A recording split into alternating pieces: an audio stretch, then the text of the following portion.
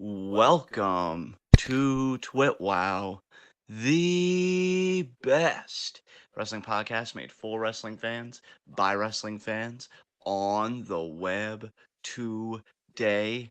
I'm John. That's my cohort and commentary Ashton. And this is TWitWoW in review. So ease your seat backs, get comfortable as we go over this week in wrestling. I have to say, a pretty solid week. We had a TJPW show this morning. It was pretty good. And we just covered, which still falls in the purview of this week, the July 2nd Stardom show, Midsummer Champions. And, it wasn't the best Stardom show they've done. I think Ash and I were both a bit underwhelmed by the main event, especially, and the post match, which fundamentally changed nothing. But we do have a new Wonder of Stardom champion in a barn burner of a match. I think the best match Mirai has had since coming to Stardom. And so we'll talk about that a bit later in the show. And yeah, AEW, even AEW had some stuff that made me smile, but ultimately I was again just checked out with them. You guys know my relationship with AEW at this point, and the Bloodline storyline has reached a fever pitch. All roads lead to SummerSlam in my mind. Jey Uso versus Roman Reigns. They did some brilliant television this week. Partner, how'd you feel about this week in the world of wrestling? I would say that on the whole, there was more bad or more good than bad, but my perception is being warped by recency bias. So I think the best thing that we could do for the overall health of this commentary is to just get the recency bias out of the way. AEW Collision tonight fucking sucked.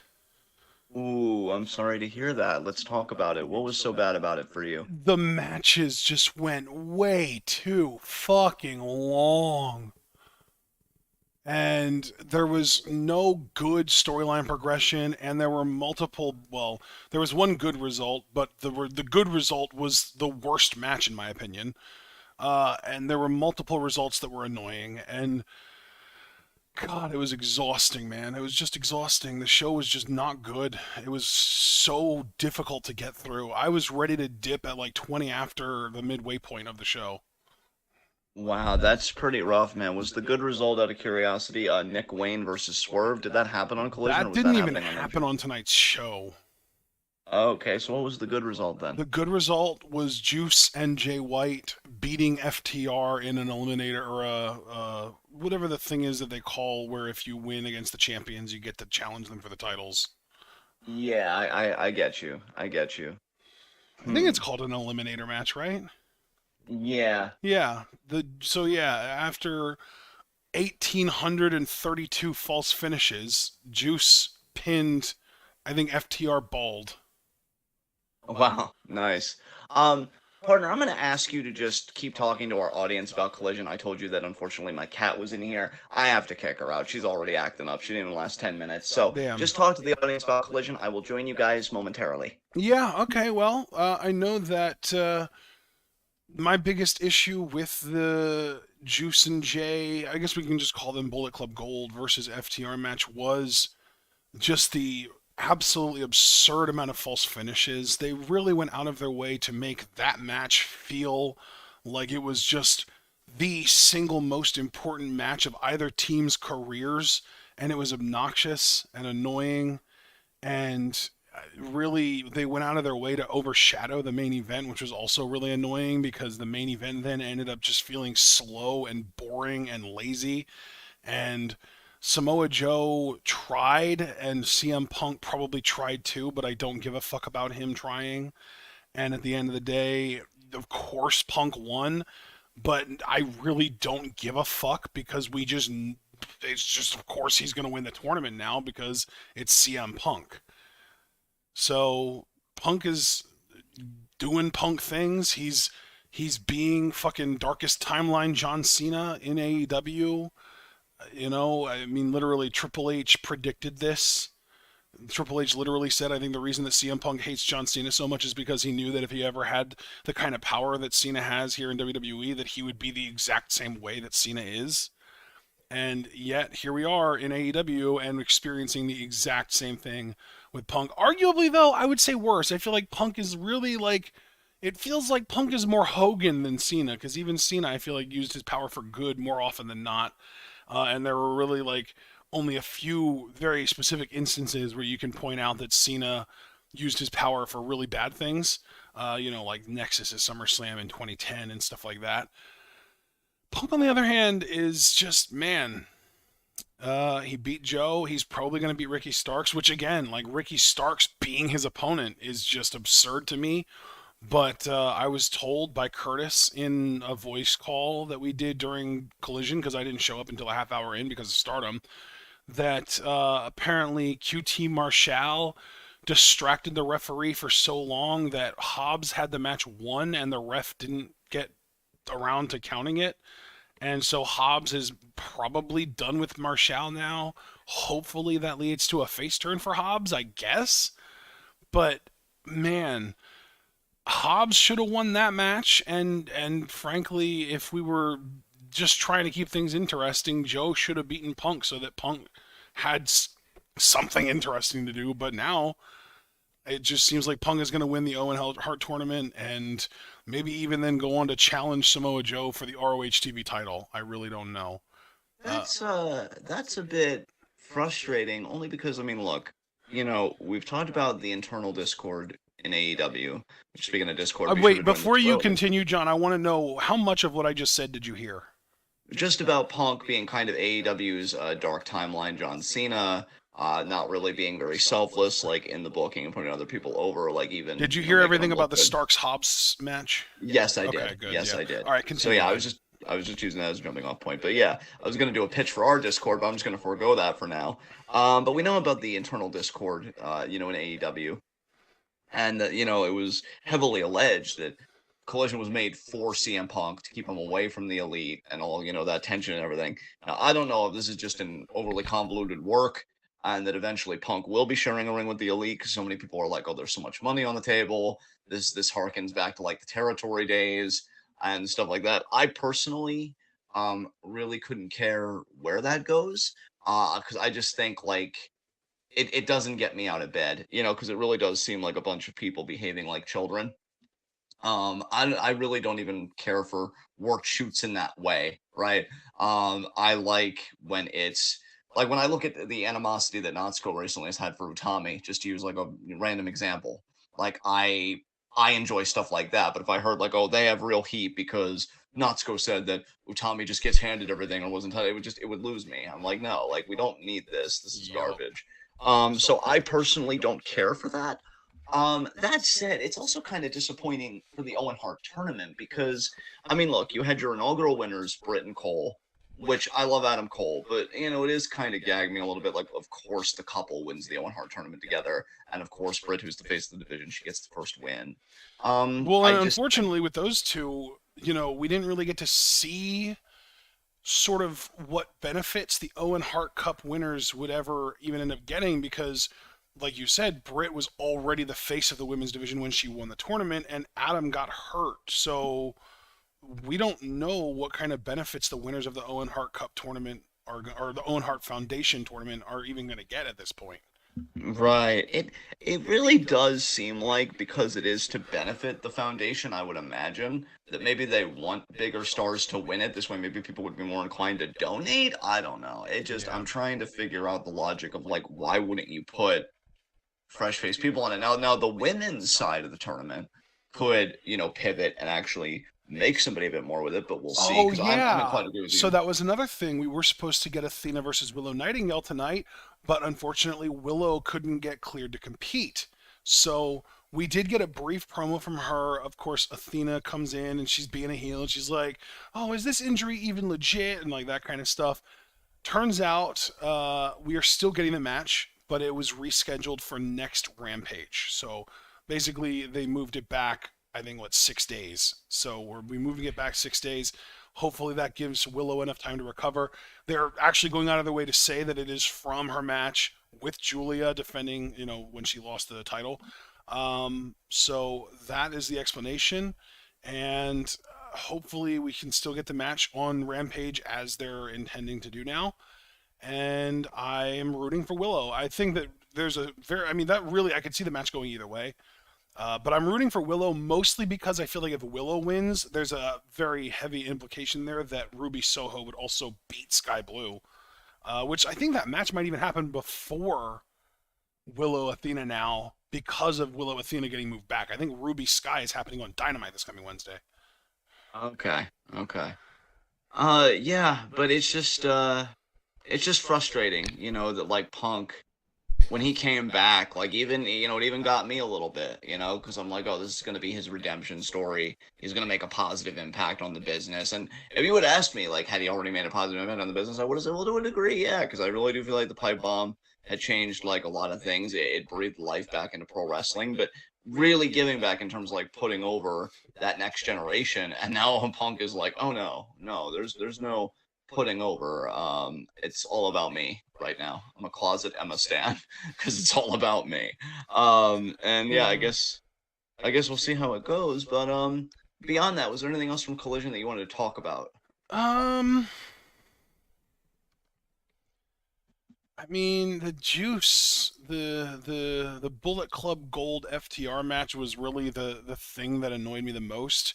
And I think the reason that I have such a sour taste in my mouth from it is because of how much time that match took up. That match was so fucking long.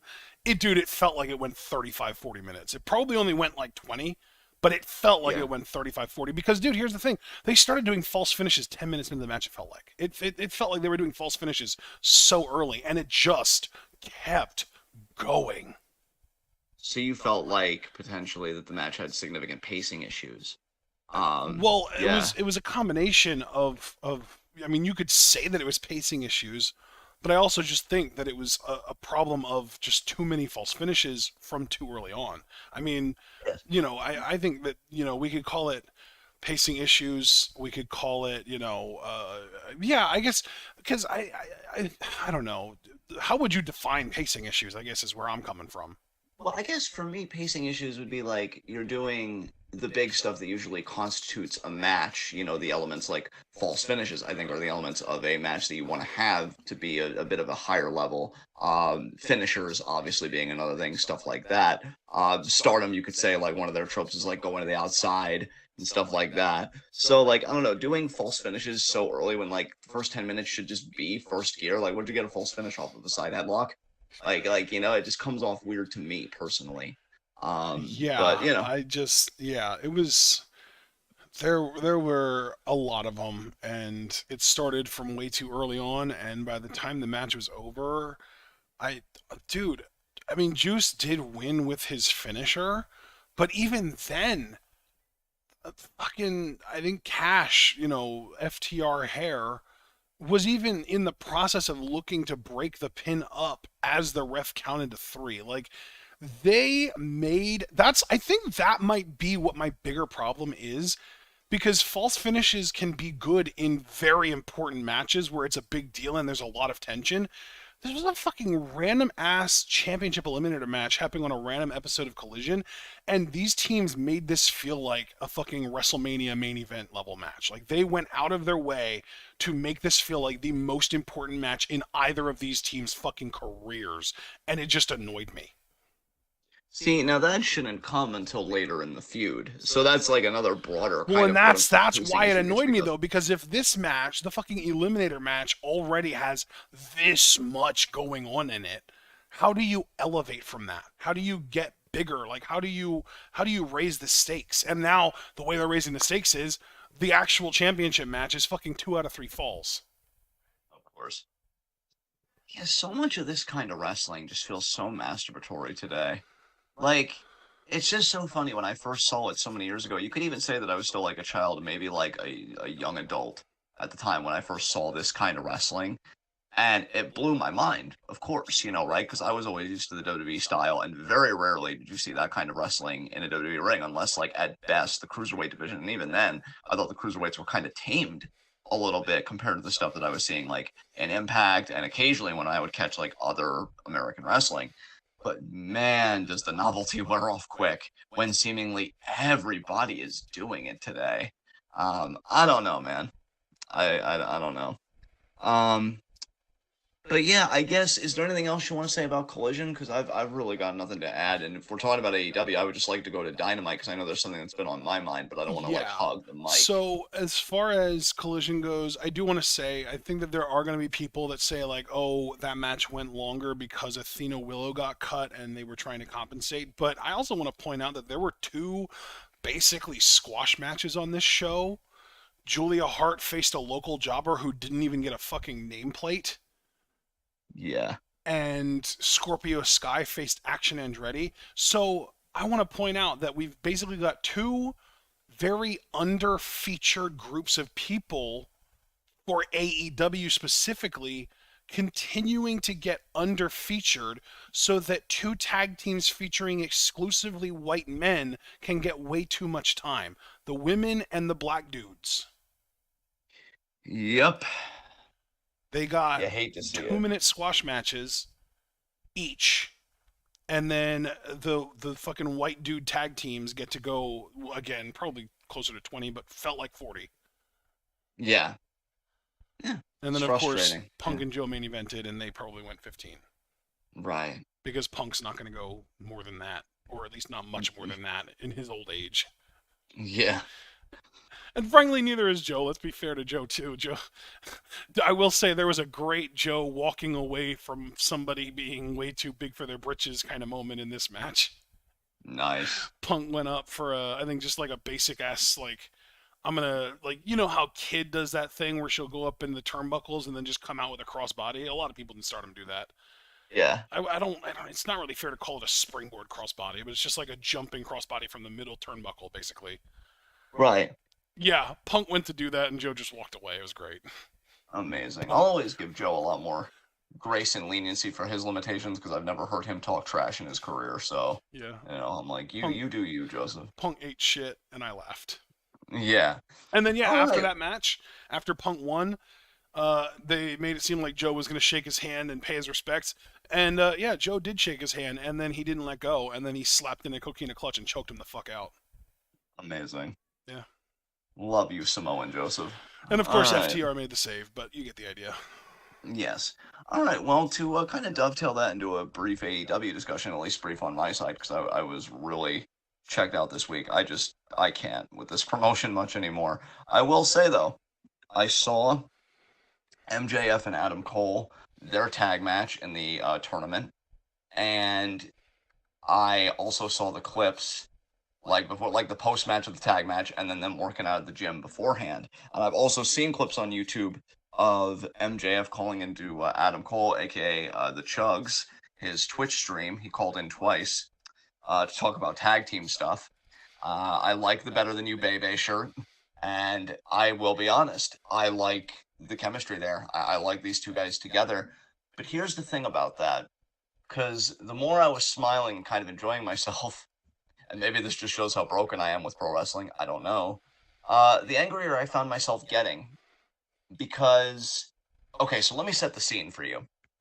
Because I know you already watched this, but just taking you through my mindset, right? Sure. So, post-match, it's Cole's birthday. Happy belated birthday to Adam Cole, by the way. And MJF's like doing all this stuff. And, long story short, he gets a cake for Adam. And then he's like, shh, shh, I'm going to put his face in the cake. And he goes to do it. And then Adam obviously, gets one up on MJF. And MJF, I thought he was going to get angry and all like, and then the mask would slip off. He keeps the mask on. And then Cole, seemingly sincere, says, oh, I know how much effort you put into this. Thank you, my friend. And he does call MJF his friend. Now, why I got angry at this, even though I did enjoy it, and again, this might be just a me problem, I'm like, this is yet another opportunity to give depth to the MJF character that I think they're going to completely forego. Because, I imagine that Adam is also, just given the kind of career that he's had, which we have followed a lot of, you and I, he shouldn't be positioned as an ignorant performer. He should be shrewd because he's been a heel for a lot of his career. Yeah. So I'd be surprised if MJF got, one up on him, and I personally wouldn't like that writing, just again, because I like writing that rewards the audience, with a personal wrestler's career. In fact, I'll give WWE this credit. I think they've always done that very well with Sami Zayn and Kevin Owens. Like, they trust people to have watched their whole career before WWE to really make those moments that they do with them, like, even sweeter. And, like, oh my God, can you believe this? Because 10 years ago in Ring of Honor, just pull an arbitrary number out there, they did this, and who would have thought that they'd end up there? Like, I like programming that rewards attentiveness, commitment, and just immersion. So to do that to Cole, to have Cole be like, oh my God, Max, I really was like your friend, whatever. I don't know how I'd feel about that. However, I would find it interesting if Cole really was trying to be sincere, because he is a baby face, right? So he shouldn't be the backstabber. MJF is obviously positioned as the backstabber, especially given that he's the one with the most to lose as the world champion. But I would love if it was Max's own paranoia and he does betray Cole, but then, like, he starts to regret it because, man, maybe he was actually my friend. And we could go back to the struggle of Max never thought he could be vulnerable. He never thought he could have friends. He never thought there was any other way to be in the industry than being a callous prick. But he's not going to play up any of that depth. He's not going to play up any of that internal struggle. It's just going to be oh, you really thought I was his friend? You're all so stupid. When we're all like, this has such Cartman thinking he was tricking Kyle energy when Kyle knew that Cartman was going to betray him literally the whole time. Like, that's MJF. MJF is the Cartman of AEW to all of our Kyles, like, by far. And that's sad, because I do think there's an interesting story here where this guy, is so obsessed with being champion, but, like, he gets what he's truly wanted. Because I think what he's truly wanted is to be accepted. The title is only a conduit to that broader goal. Because it's like, oh, well, if I have the world title, you guys have to accept me because I'm everywhere, right? You can't reject a guy that's everywhere. But AEW has never, like, I'm making the story, right? AEW has never made the story. Yup. They've never given Max any of those emotional stakes, any of those emotional conflicts. Like, me even saying this now, you would rightfully be able to ask, what broader ambition? Because they've never shown that. And if they have, it's always been a sleight of hand. Because it's always been oh, haha, just kidding, you're such a mark. I only really care about being world champion, which I think you can get away with that the first time. But when you do it the second, third, fourth, and fifth time, it's like, I'm over it. So I do like these two together. I like the story that could be told of MJF losing yet another beautiful thing in his life because he's so caught up in his own shit that he can't get out of his own way. But that's not going to happen. Nope. Because he doesn't know how to move beyond, and really not just him, because I don't want to be too hard on just him. Wrestling's a process. Wrestling's a machine. So the writing and everything else, everybody is failing MJF, and MJF is failing himself. Because they're not taking him beyond a one-dimensional heel, and he's well, and I'm glad that champion. you emphasize that MJF is failing himself, because in AEW, which is very different from the WWE machine, where everything's kind of done for you, and the only thing you really have control of is how you kind of present and how you deliver your lines that are scripted for you, and then obviously there's a modicum of control over your matches. But even then, if you ask TJP, you don't really even have that much control over your matches until you reach a certain level of, like, established in the company. In AEW, you are pretty much allowed to do whatever the fuck you want for the most part. They give you very much free control over what you do. You get, and especially if you're MJF, if you're Jon Moxley, Jericho, Omega, anyone at that level, you could do literally whatever the fuck you want with no repercussions. You can do literally any. I mean, dude, we've literally seen MJF and Jericho do a fucking dance number and like a song and dance, and like the ratings tanked for that segment, and there were no repercussions. If anything, they got pushed harder afterwards. There never going to be any kind of repercussions for any of those guys. And yet MJF refuses to take any risks with his character at all, and nobody around him, including the owner, CEO, booker of the company, challenges him on that whatsoever. It's a shame, bro, because, I saw one fan when the gym segment got uploaded to YouTube. I saw a lot of people, unfortunately, ragging on Cole, which, to be fair, does Cole have the same look he did in NXT? I don't think he does, but I still think he's in phenomenal ring shape. Like, he's still able, like you said, that you don't think Punk in his old age could go 15. I think Cole could still easily go 30 if they asked him to. Yeah, absolutely. So we stand Adam Cole in this house still. Plus, he seems like a sweetheart, so I'm always going to have his back to some degree, if for no other reason for that one, because there's a lot of trash in pro wrestling, obviously. But somebody was like, oh, I need another one of these, and I want Cole to take MJF to the arcade. And I'm like, I do love that idea. I do genuinely like that idea, and I do genuinely see the possibility in it, especially if you found a game that MJF unironically liked, as a character, of course. I'm sure the real dude, I don't know if he's a gamer, maybe he is. But the character actually liked, and you could see kind of like breaking through. But again, that only matters if you have that like internal conflict of, I'm pretty sure this guy just wants my championship, and then you could have Cole make a challenge respectfully, face to face, but then MJF is so warped and so traumatized by the business, he's like, oh, I knew it. Like, it's confirmation bias, right? Like, I knew it. I knew this guy was just using me. And then, like, that is entertaining. But I feel like it's just going to be another thing where, oh, no, Adam wasn't playing me and I wasn't having this internal conflict. I was playing all of you the whole time. And it's like, I'm so tired. I'm so tired. Like, there's genuine chemistry here. There's genuine possibility here. I do like that they're even involving the Twitch stream. Like, they're getting creative, all for the same tired punchline. And, it's just, that's why. Like, my smile faded because I'm like, no, I shouldn't get too invested. Because ultimately, the person that loses out is the audience member that is too invested. Cole and MJF are still getting paid. Yeah. MJF's still the world champion. The only real variation that's ever going to happen with these repetitive ass MJF feuds is whether or not the person he's feuding with catches on to the fact that he does the same exact thing to every single person he feuds with or not. And like, that's really the only question mark is Adam Cole finally going to be the first person to know that MJF is never going to change and never going to have character development and be onto him for the first time like nobody else ever has been? Or is he going to just fall for all the same fucking tricks and then MJF is going to be like, ah, gotcha, like he's been to literally everybody the fuck else he's ever feuded with? First of all, I don't think Cole is going to be that, so I'm not optimistic. Just to acknowledge that I heard you. Because that's literally every MJF feud, right? He always starts it off with, hey, let's be friends. And then eventually he turns on them. And then he's like, you are so beneath me, you don't even deserve to fight me. And if you want to, you have to go through obstacles A, B, C, all the way through Z. And they do, and they get the match. And then, whether they win or not, whatever the fuck. It's funny because you had said this a bit earlier, and I do want to circle back to this very quickly. You had talked about the differences between AEW and WWE, just as like a philosophically how they approach pro wrestling. Yeah. I really can't believe I'm saying this because I'm still not thrilled with WWE outside of a few acts and mainly the Bloodline storyline, which again did great work this week, which we'll talk about later.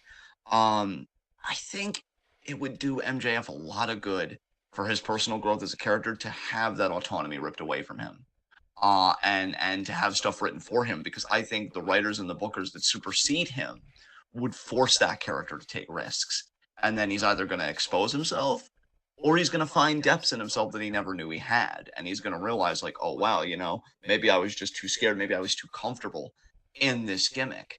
It's a shame because I feel like AEW is getting him in his youth. And I feel like WWE, if he does go to WWE, I've always thought that he'd be one of those 30-plus guys, that goes to WWE. And by then, I think he'd really be set in his stuff. And I don't know if you could have that same kind of elasticity, with him and his openness to doing new stuff. I don't know. But I do think it'd be better if he was in a company that just had a different philosophy with how pro wrestling is produced that would force him to take risks, because Tony Khan, which, I mean, again, he's utterly spineless, as we know from the CM Punk Collision situation, but for him to not even push back and be like, Max, you know what, you're a world champion, ratings are down, and I think it's because the character's a bit tired. Let's do something a bit different with this Cole storyline. Maybe actually embrace his friendship, but then feel like your worst insecurities are vindicated when he respectfully asks for a title match. Let's play with that a little bit. But no, that's not going to happen. So beyond that, what else happened on AEW this week? Because again, that was the only thing I was really dialed into. I may have watched other stuff. I honestly just forget it because that's really where this product has been going for me. It's just being forgettable. So what else did you note from Dynamite specifically? Well, we we got Ruby versus Britt. I know we were supposed to get it the week before, but Britt was sick. We got it this week, and of course, well, I shouldn't say of course, because it wasn't a guarantee, but thankfully, Ruby did win. And we've talked about this a lot already, just because we've talked about, we're getting, we're hoping that Ruby beats Sky Blue in the second round. But yeah, I wouldn't be disappointed in any way at all if Ruby Soho won the entire Owen Foundation tournament at all. No, I think Ruby, look, she's one of those vets that I'm never gonna begrudge her getting anything, just because I've seen her get so little in the time that I've been watching her. So if they gave Yeah. this to her like a kind of thank you thing or whatever, I'd be down for it, honestly. She's put her time in. I still think she's one of the most underrated women's wrestlers in the game.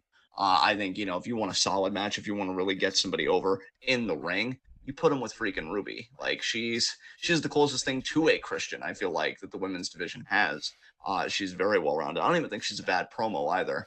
No, she's So yeah. definitely the best promo in the Outcasts. That's for sure. Oh God, that's yeah. Not a difficult feat, but a feat nonetheless. Um, so yeah, good for Ruby. What else happened? Well, um, oh God. See again, Tony Khan really, really does not like his black performers because the show allegedly opened. I shouldn't say allegedly because obviously it fucking did. The show opened with Darby Allin and Orange Cassidy versus Swerve and Keith Lee. And go ahead, John. Ask me if there was any storyline progression in the Keith Lee Swerve feud that's been going on since fucking October. Hey Ashton, has there been any storyline progression with this thing that's been going on since October? Not even a little. Oh, that's sad. But you know what did happen is Darby Allin did pin Swerve again. Well, that's great. Yeah, because Swerve didn't need the win, right? It's not like he leads his own faction or anything. And then we did get a video package on Nick Wayne, which is really clearly where Tony Khan's priorities are right now. Oh yeah, the kid that's 18, right? That Yeah, got a fresh out of high contract. school. Yeah, yeah, yeah. Yeah, yeah. I mean, from what I saw from this video, because I actually did see this video, a lot of people are hyped about it. I've never seen Nick Wayne compete. Have you? I haven't seen him compete like in a full match, but I've seen highlight clips on Reddit. He's. I mean, imagine if Action Andretti was just more athletic. Yeah, that's pretty much Nick Wayne. That sounds pretty underwhelming, honestly. He's another one of these fucking aspiring Will Ospreay wannabes. He wishes he was Ospreay. Ospreay is his hero, basically. God, one of these days we're gonna have to talk about the potential effects that Osprey's had on the business, and I don't necessarily think that it's positive, but this isn't the place for that No, it discourse. definitely isn't. It definitely isn't. Um, but yeah, I don't know. I don't know. I don't know if anybody in our Discord is overly familiar with him. I just, again, it kind of goes back to what I said earlier. I feel like so many people are doing that style of match now. Like, I realize too, it's not just me, or maybe it is, and I'm just being defensive. But I really don't think when I go back and I watch like ruthless aggression era wrestling, especially from the guys that did, you could argue, inspire that style. In like Angle, Guerrero, Benoit, Mysterio, like those people. Like, I don't know, they just did it different. It had I like, gotta challenge you on yeah. this, man. The person from that era that most inspired the style that you're talking about, it was fucking Jeff Hardy.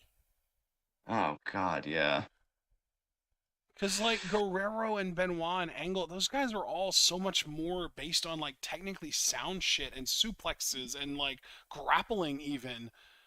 Whereas it was, like, Jeff Hardy and Rey Mysterio that Osprey took from.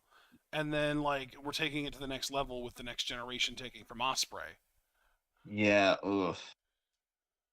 Yeah, I think you're right about that. I mean, I don't want to dog on Ray too hard because I even feel like the way Ray approaches matches, like it is genuinely entertaining and it doesn't feel like so gamified, which I really feel like has Right. become an indictment of pro wrestling, for me Yeah. at least. Um, but yeah, Jeff Hardy especially though, and it's a shame because like Jeff was super over. I mean, hell, there was a time even I was like a big Jeff Hardy fan. I was happy to see him win the WWE title, but Yeah. man, and we got to say too, I think Mick Foley before him with the Well, hardcore with wrestling the and like just the really falling off ridiculous from the high bumps. spaces. Yeah, Mick Foley, Shane Yeah, McMahon, even.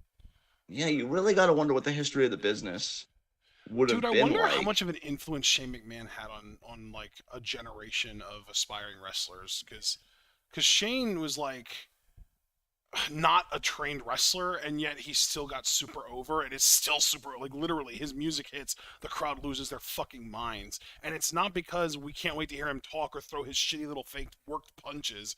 It's because they want to see him fall off of shit or jump off of Yeah. shit. That's literally why people are excited to see him.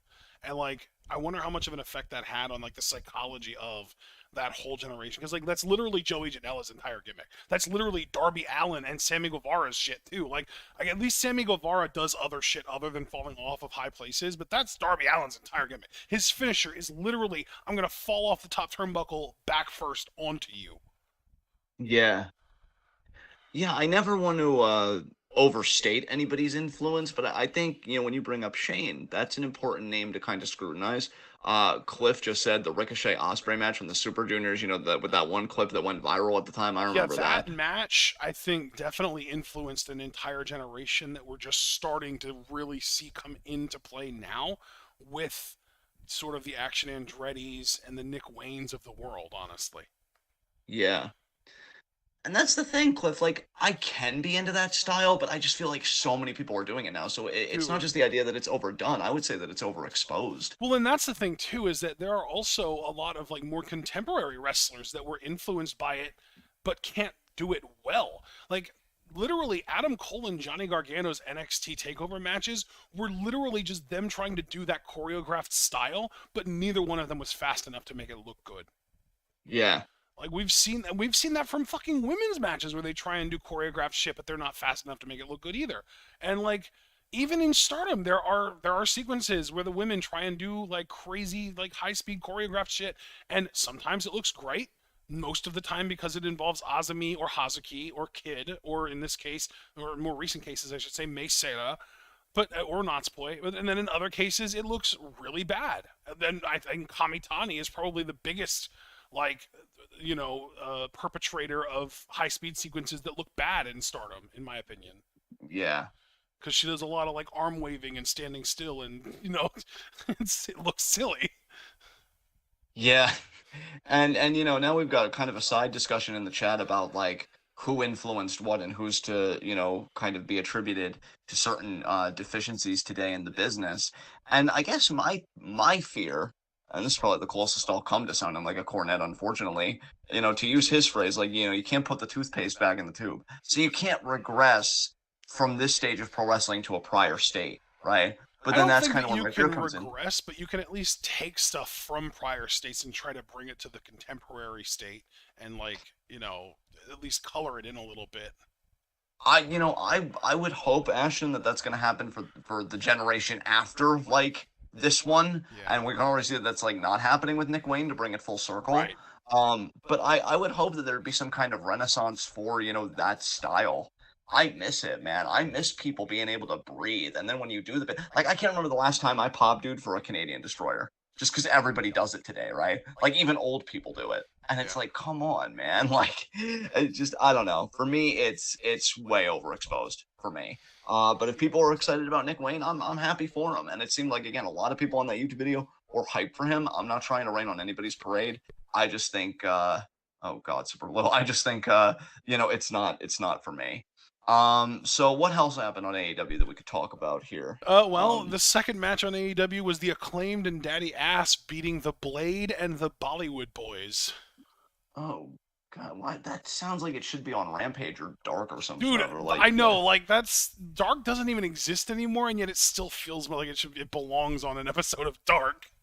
Yeah, like I have to keep remembering that show doesn't exist anymore, but like I'm gonna keep saying it probably only to emphasize No, the point of like, it really is a Dark match. It feels like it should be a Dark match, and yet here it is on the fucking A show on Dynamite. oh my God. Okay, I don't even want to try and like drudge up a discourse about that match. So what else happened? Well, we got let's see the whole Jericho Don Callis segment. You might want to talk about that.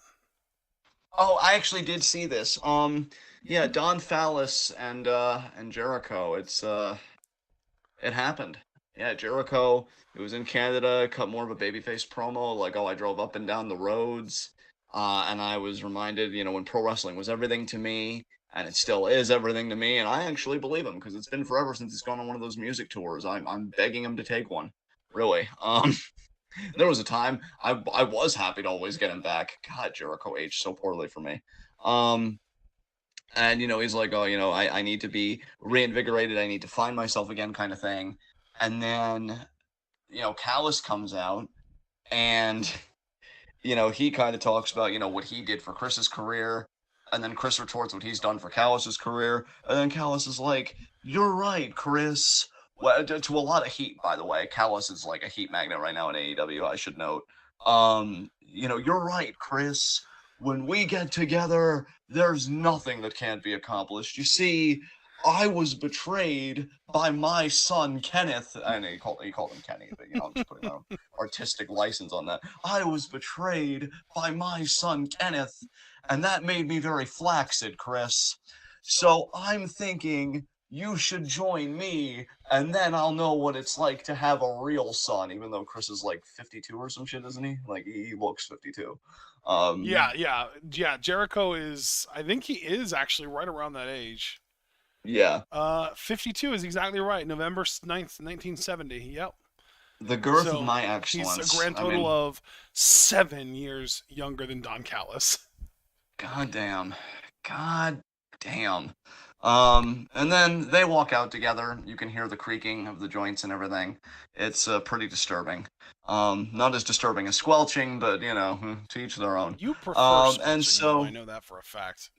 Oh, you know it. So yeah, it seems like they're gonna be an alliance now, and I don't know, man. Does anybody care? Nope. Like I'm genuinely asking. Like, this isn't me trying to start anything. Like, Jericho needs to go. Jericho needs to go.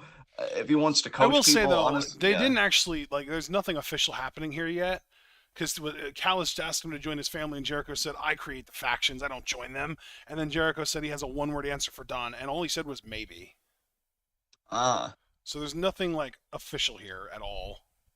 He's gonna join them, like, you're trying to tickle my balls, but the hand is decrepit and old. Like, I didn't ask for this. Ew, why do you gotta create that visual, man? God, because if I'm scarred, all of you need to be. I'm literally hearing you recede into yourself, and it's making me love myself even harder. So yeah, it's gonna happen.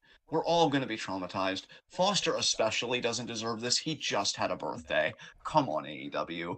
Do better. Like, realize the people that exist around you and consider them. Consider them more than what you are. So yeah, this is probably gonna happen. And then what? We're gonna run back Jericho Omega.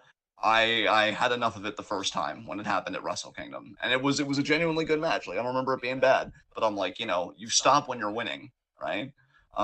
So yeah, that's my feeling on that. Do you have anything you want to add about this potential pairing? Nope. Next up, we got MJF and Adam Cole versus The Butcher and Matt Menard. And, of course, MJF won the match, and he did it with Adam Cole's finisher. And then we had the whole thing that you already talked about. And then we got the Britt Ruby match, which we already talked about. And then we got Kenny Omega versus Wheeler Yuta, which, of course, Kenny won. And then, of course, there was a big thing afterwards that, we had to get a big save from the Young Bucks to... that whole thing. And then the Dark Order did a thing too, and I just don't care anymore about anything there. Cool. So, let's move on. Do we want to just touch very briefly on Rampage so that we don't completely forget about it? Very light touch. Speedrun it, bro. Go. Okay. The Dark Order actually beat the Elite. Ooh, okay. Yeah, so that was a thing. I was confused by it. I don't think it was an Omega match. I don't think Omega was in it. I think it was just Hangman. And so it was the Hung Bucks, I want to say. I want to say it was the Hung Bucks versus... It was probably the only trio that the Dark Order can fucking field right now, which is Evil Uno and the Beaver Boys. And they beat. It looks like... Wait... Why does it say Claudio? See, now I'm confused. Because it mentions Takeshita and Claudio in the summary I'm seeing. Okay.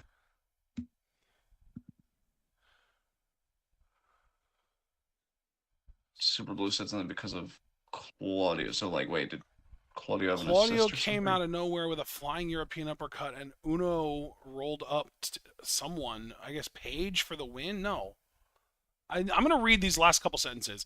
Paige and Uno in a hockey fight in the center of the ring. German suplex by Silver, but it's a super kick party by the Bucks to everyone. Bucks shot by Paige, but Uno pulls the referee in the way, and Paige stops. Takeshita's here and provides the distraction from the apron as Uno goes low, and Claudio comes out of nowhere with a flying European uppercut. So yeah, it seems like Evil Uno pinned Hangman.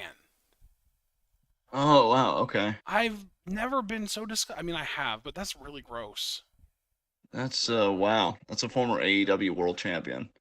That's Getting pinned by Evil Uno. Anyway, the yeah, like I Hardy said, speedrun it. Boys, or no, it's not the Hardy Boys because it's not Jeff Hardy, it's Jeff Jarrett. Jeff Jarrett and Matt Hardy had a match with Daniel Garcia and Sammy Guevara. So I mean, Garcia and Guevara got lucky to be in a tag team together within this whole tournament thing that they're doing because it's random and yet they're both in the same faction. So good for them, I guess.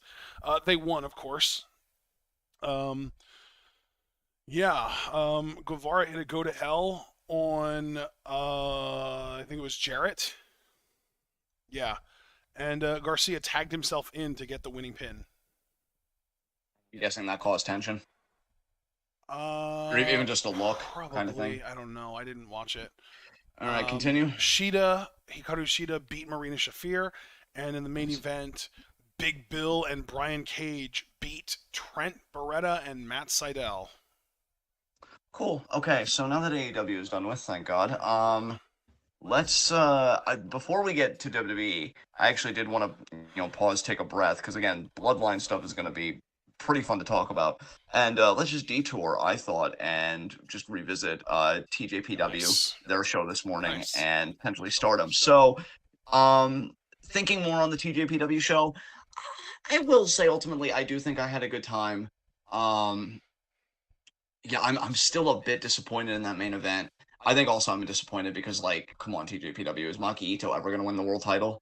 Rika Tatsumi, no disrespect to her, I know Kirby really likes her. And then what was it? Yuki Aino was her opponent. That was the semi-main. Yeah, that was one of the worst international championship matches I've seen since we've been occasionally watching TJPW. And I'm sorry, we've never really held back on this show, as you guys know.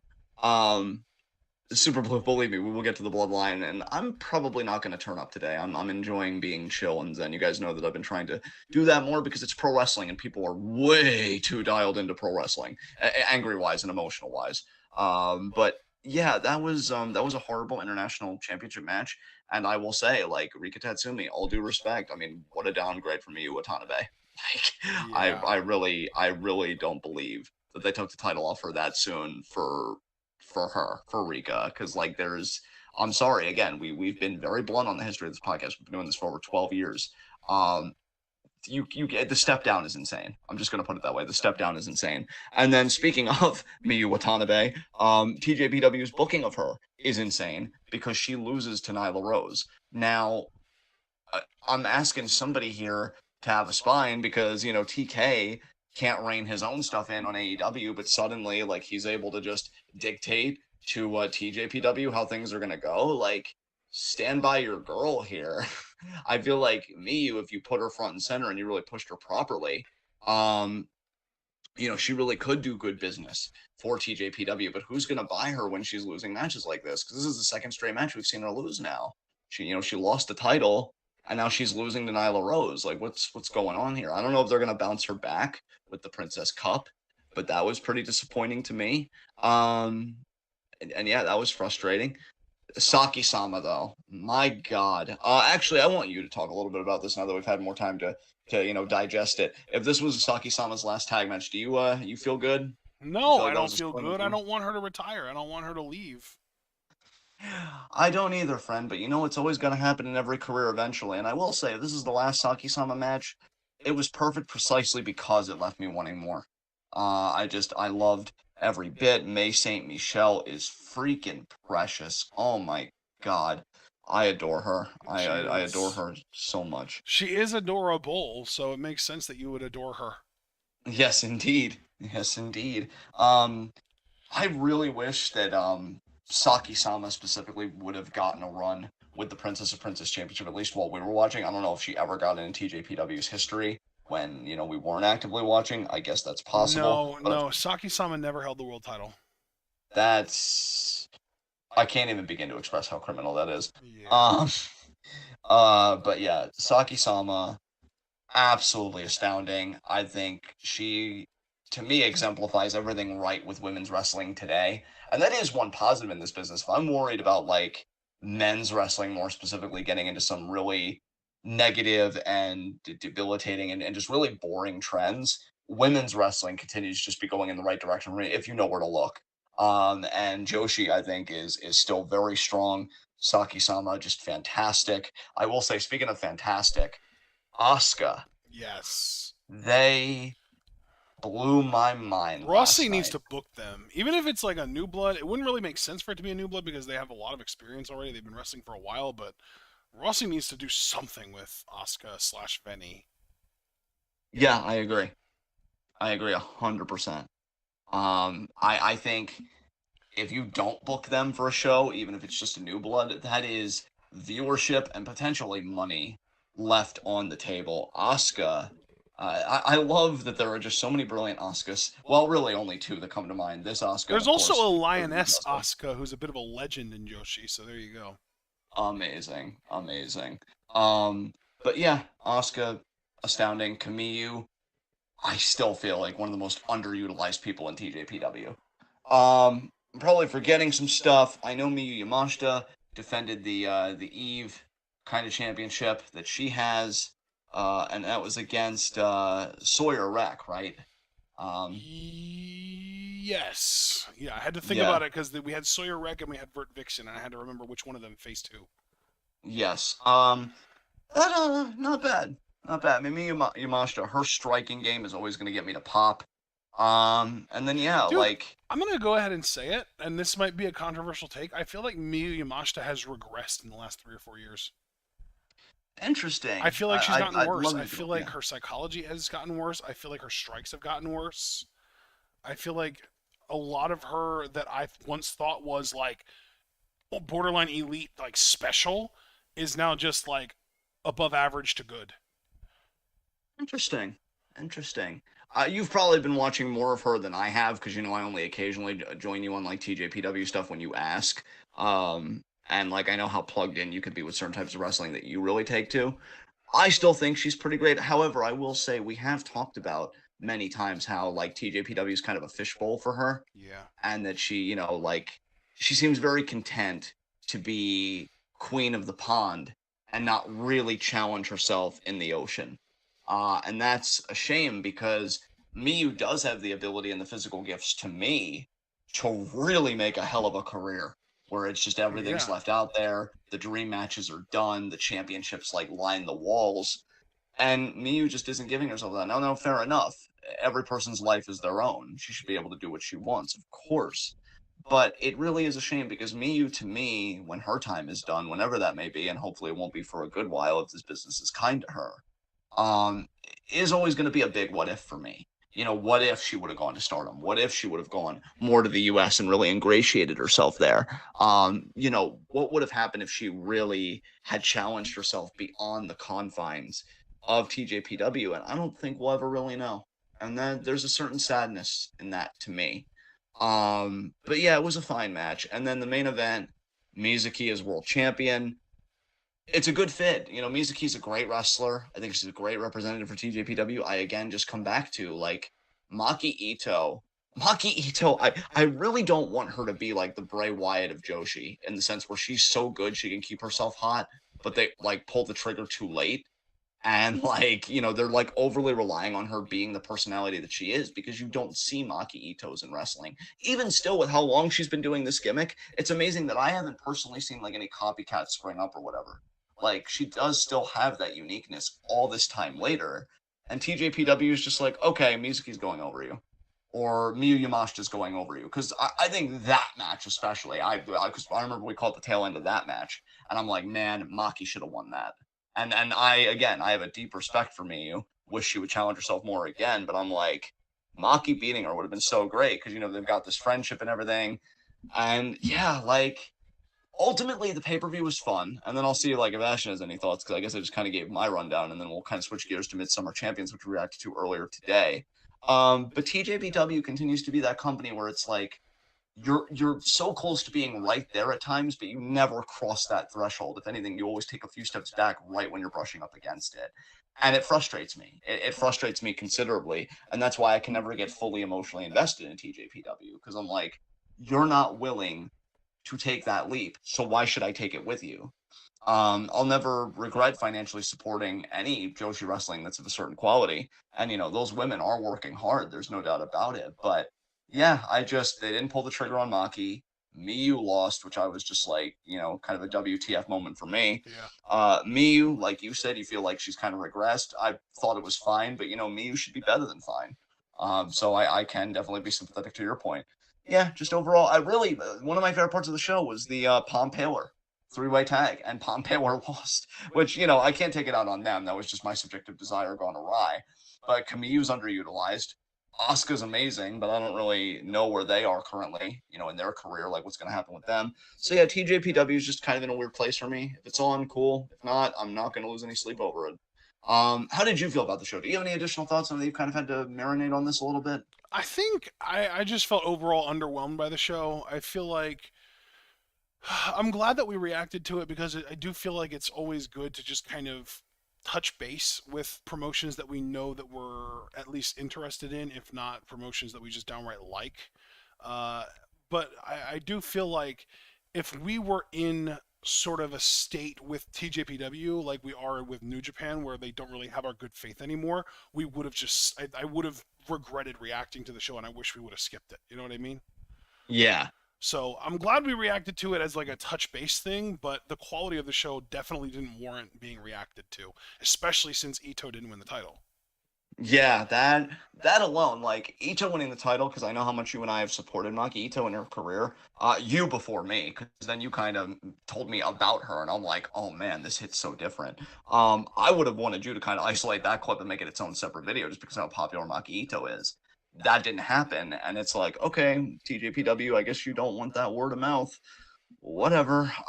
So yeah, that was that show. Hope the Princess Cup goes better for them. Hope Miyu wins it, or at the very least comes closer to winning it, so it shows that there's still kind of a story going on with her. Then, earlier today, again, we reacted to Midsummer Champions, and because I talked so much about TJPW, Ashton, I'd like you, if there's anything in particular about Midsummer Champions that you want to touch base on, maybe an elaborated further commentary or reaction, please, how did you feel about Midsummer Champions today, now that we're kind of away from it by a few hours? You know what? Midsummer Champions did something for me that I think I really needed it to do, and that's remind me how fucking good Tam Nakano is.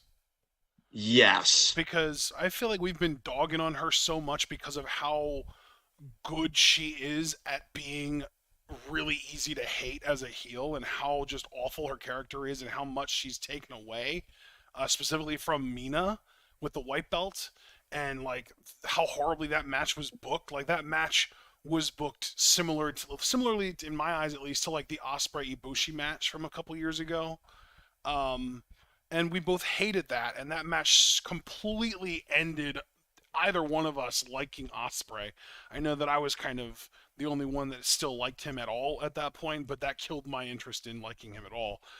But I'm glad that it didn't happen with Tam in the Tamina match, because as much as that match pissed me the fuck off, the Mirai match, man, brought me completely back. She's so good.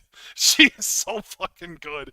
Tam Nakano is, and we've said this before, so it's not like I'm saying anything we haven't said before. I'm just repeating it, under new context. Tam Nakano is one of the best wrestlers on the fucking planet. Holy shit.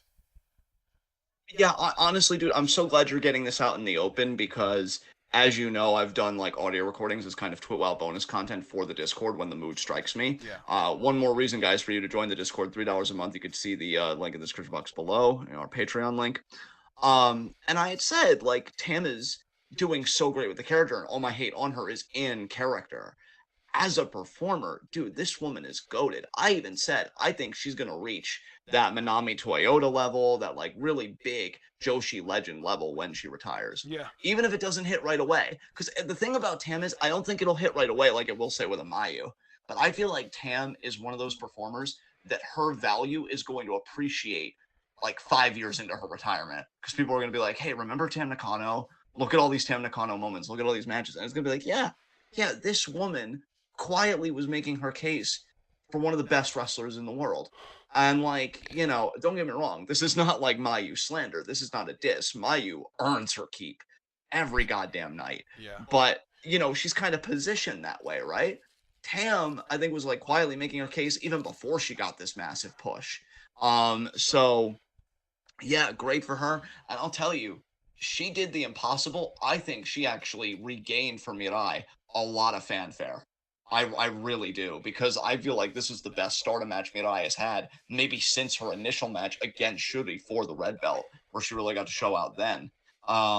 This was great. I will say the finish was a bit for me, because it was a second Mirai Mare shock, which beat Tam, and like my Sakurai kicked out of 2 Mirai Mare shocks in the Cinderella finals. So like, yeah, I wish again, that she would have hit that and then gone for the pin. Tam kicks out at 2, but in the kick out, Mirai immediately locks in a proper Mirai Mare with the fucking head under the leg and like cranks it, and Tam maybe even passes out, because I can't imagine Tam tapping out at this point in her career. But yeah, maybe even like a ref stoppage to end the match, because the title would change on that. yes, exactly. Yeah, I agree that the finish was the worst part of the match, but the match itself, like the psychology, the selling, the intensity from Mirai really impressed me. I was really glad to see that. It was finally like, damn, she's finally showing some personality here. It was great to see. Yeah, I really enjoyed that match. That was far and away the best match on the card to me, and I'm not going to put it on my spreadsheet, but I was really close to putting it on there as a match of the year candidate. Yeah, I don't blame you at all. Like, I feel like for the first time this Mirai bout, it was like, oh, all of my soul. It didn't feel like a tagline. It felt like she really lived it for the first time. And I found it very attractive. I did. I'm like, okay, this is the wrestling that I can get into this. I can absolutely get into this. And if this is kind of the blueprint for your Wonder of Stardom title reign, maybe I can get through it. Because I'll be honest, Mirai has been, I'm just going to be blunt about it, she's been kind of a dud on the mic.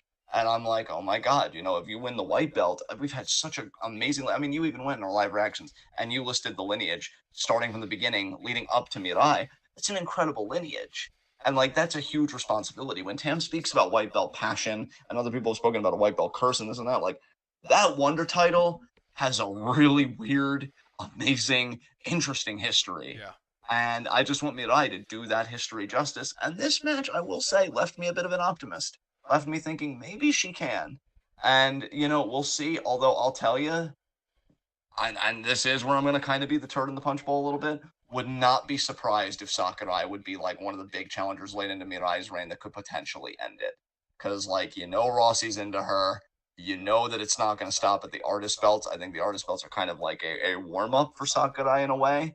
I hope that I'm wrong, because here at TWitWoW, guys, it's the Hazuki agenda with the white belt. It's Hazuki, it's Kid, it's Azumi. Those are the 3 people that I want to see hold that Wonder title.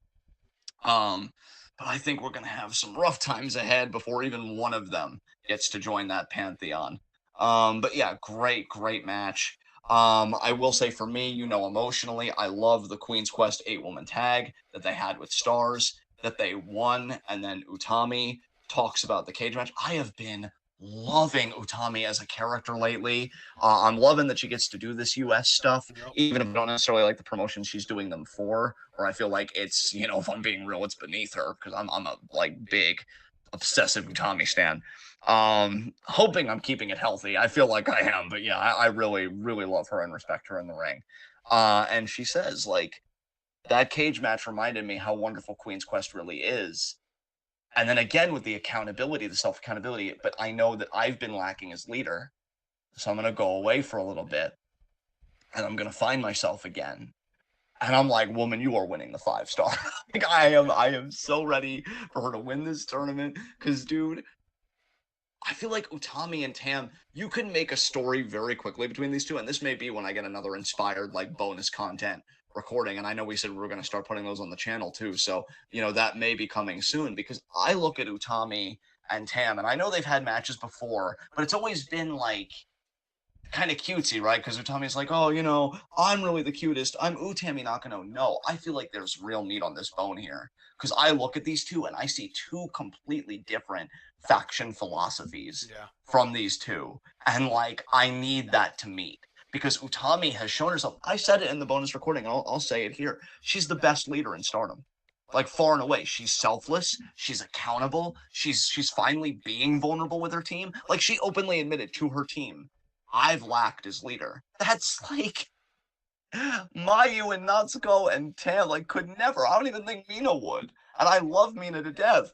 And then she's like, I leave Queen's Quest in the hands of all of you. And she was looking at the three, so it was Lady C, Kamitani, and Azumi. I have no idea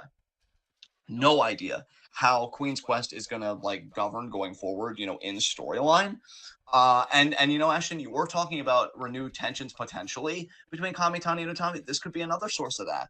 Like, oh, you left, I stepped up, I carried the load, and then you come back and you win the 5-star at my expense. It could be. Again, I already said I'd hate that just because I feel like the cage match was such a watershed moment in the history of Queen's Quest, but there is an opening there, just to give credit to how you've been thinking about this whole thing.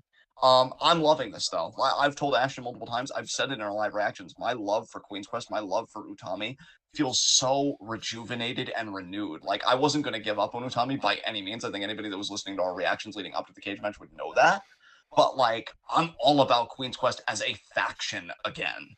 And it feels amazing. So I hope that faction can lay claim to winning the 5-star. And I really hope it's Utami that does it. Sorry, Saya, maybe 2024.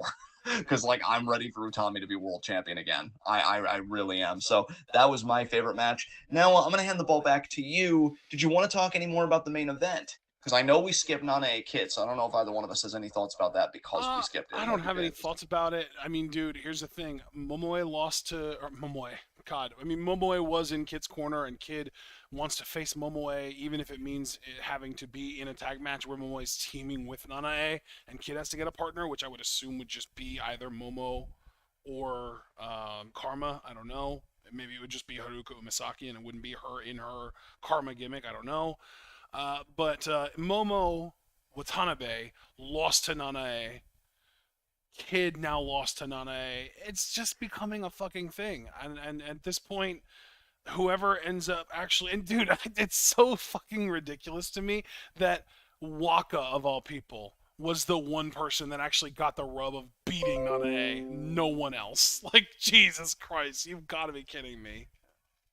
I have to agree, and I say that as somebody that does like Waka. Not to get too into it because it would be disingenuous because we didn't even watch the match, but I'm just going to be truthful with y'all. It is deeply disgusting to me that Kid lost because she has been in Stardom so long now. She's put in the work. She's 20 years old. She's immensely talented. What the hell does she need Nanae Takahashi for? Like, you can't even tell me that Kid's a bad promo or whatever, because we've seen when Kid has Fire taking the mic from people and just spitting her truth and stuff. Even when she stood up to Nanae, I kind of clapped. Like, she doesn't need anything from her. Let's not get it twisted. It's Nanae using Kid. It's not Kid benefiting from Nanae. And the idea that I'm sure there's a segment of Josie Twitter that would be like, oh, this is such a great rub for Kid. Again, I can't help but be viscerally honest because I love SLK. That makes me sick. It really makes me sick. So, yeah, the sooner this all ends, the better. I didn't even like the Kid in the post-match promo from what I saw. Seemed more deferring to Nanae and more respectful. I'm like, you just beat the crap out of Saki Kashima, and you joined in on it again after she retained against Fukigen.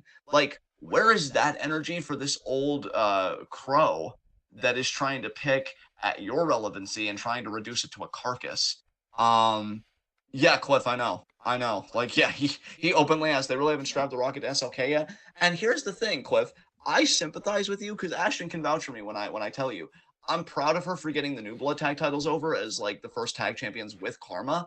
But I have said repeatedly, I am so tired of her in tag teams. I am so tired of her in meaningless feuds. I am so excited for her in the 5-star. I'm hoping she finally beats Mayu. But honestly, bro, after this, my confidence on that took a hit. I'm like, if you can't beat freaking Nanae, how do I feel like you can finally step up to Mayu? Now, maybe she will get that win over Nanae before the tournament. But then really, like, why should I care? Because that's giving Nanae more credit than she deserves. So the whole thing is just gross. But speaking of Kashima, though, Kashima is now with God's Eye. She's no longer unaffiliated. It's now that you've had some time to process this. How do you feel about that? Oh, I love it. It's adorable. I don't know if it's going to last that long because DBK did post in the wrestling discussion channel that apparently there was a video where Kashima badmouthed Shuri in a situation like a backstage interview, and then it turned out that Shuri was right behind her afterwards. See, now I was curious about the timing of that chronologically, because Oh was yeah, that that's before her time fair. defense? Yeah, because she said You about know? how like, oh, there's a monster named Shuri. She's probably not human. There's a wrestler whose wrestler is as a human being, and the company's very evil. They also set us up in a lot of singles matches, and yeah, Shuri was right there. Yeah, I actually did watch Oh that wait, no, video. she said they put me in the same block and stuff, so it couldn't have been from this year. Yeah, So it must be yeah. old. So maybe it is like a real thing. Maybe they are gonna like maybe Kashima is just in God's Eye for now. That's just a thing. It's because like I think too much about pro wrestling that I actually like. Yeah. So I'm it is a problem. But I'm looking at this and I'm No. like, I wonder if they would ever tell a story with Kashima where like Shuri's like, listen, we're not babysitting you. You've got to be courageous and you've got to do your part. Like you're representing God's Eye. Stop ducking these challengers. And like Kashima learns to be a more courageous champion. Which it's weird because I've never known Kashima to be a coward as a character, like ever until recently. So it's like a weird character beat to do with her. Um, but like, yeah, because it seems like Kashima, even in the post-match interview, where she's like, "Oh, I don't fear anything ever again." Like Shuri's watching my back and this and that, and I'm like, if I'm Shuri, I'm thinking, whoa, whoa, whoa, whoa, whoa, slow your roll. I like you. I actually really like you. Even maybe she does. But like, we're not carrying you. We support each other. You understand that, right? Like, you're gonna have to do your part.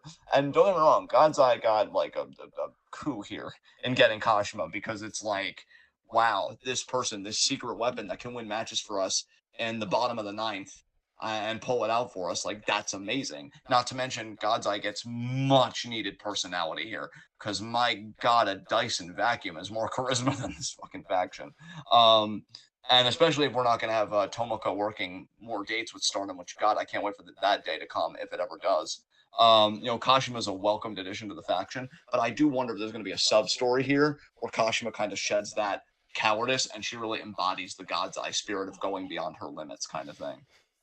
Be very interesting to watch. So there was that. Mina and Mariah are still champions. Not really much to say there. I'm happy for them. Rose Gold is here. Oh, Dude, God. I'm sorry. I don't want to interrupt the love fest for Mina and Mariah. They're amazing, but I just have to say something. I have spent a portion of the last few minutes since we started talking about Nanae looking at her cage match.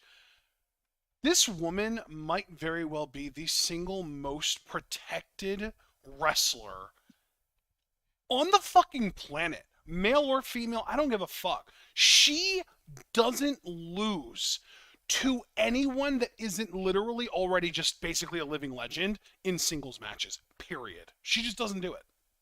That's insane. Dude, literally, since leaving Stardom, her singles losses are to Manami Toyota, men, and when I say men, I mean like she's lost matches to men. Like she's lost to the great Sasuke, she's lost to Go Shiozaki, like she's lost matches to men.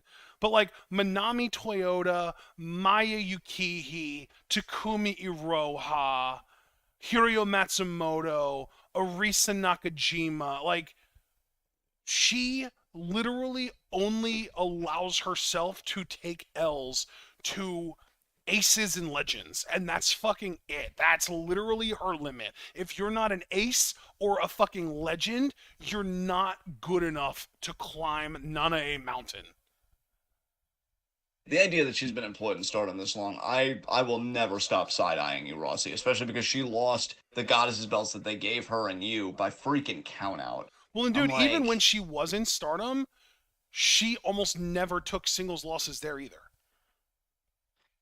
I hate performers like Nane the most. It's so noxious. When Jesus. she was in Stardom, like her losses were to Yoshiko, who was basically her disciple, like her number one pet project disciple, who she literally stood behind when Yoshiko fucked Act up. That whole situation, they left together and made their own promotion so that Nanae could push herself and Yoshiko as the top women there. Aew, Kairi, like these are the people that Nanae took singles losses to. And of course, the singles loss that she took to Kairi, of course, she had to fuck Kairi up during the match. Like, Yeah. shoot on her, basically. Kyoko Kimura, alpha female, Yuzuki Aikawa, who was literally the face of Stardom for the first, like, literally, she did not lose unless it was to the top girls. That's literally it. She was so insanely protected. It is, I mean, you called it noxious. I'm going to add a little to that and say obnoxious. Yeah. Holy I shit.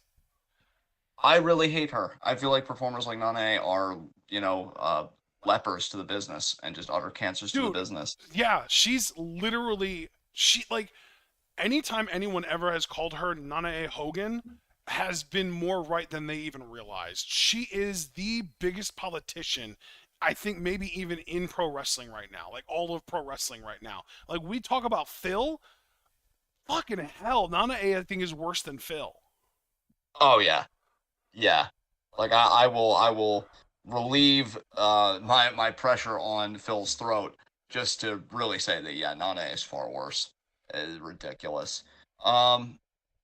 But yeah, to get that taste out of my mouth. So yeah, Mina and Mariah. Oh yeah, Really that's right. excited I with should them. mention her only singles loss in her current Stardom run was to world champion Shooty. Oh right, right. Because we skipped that main event. That's right. Yeah. Okay. So yeah, Mina Mariah tag champs. I hope it's a healthy run. I'm curious who the next challengers are gonna be.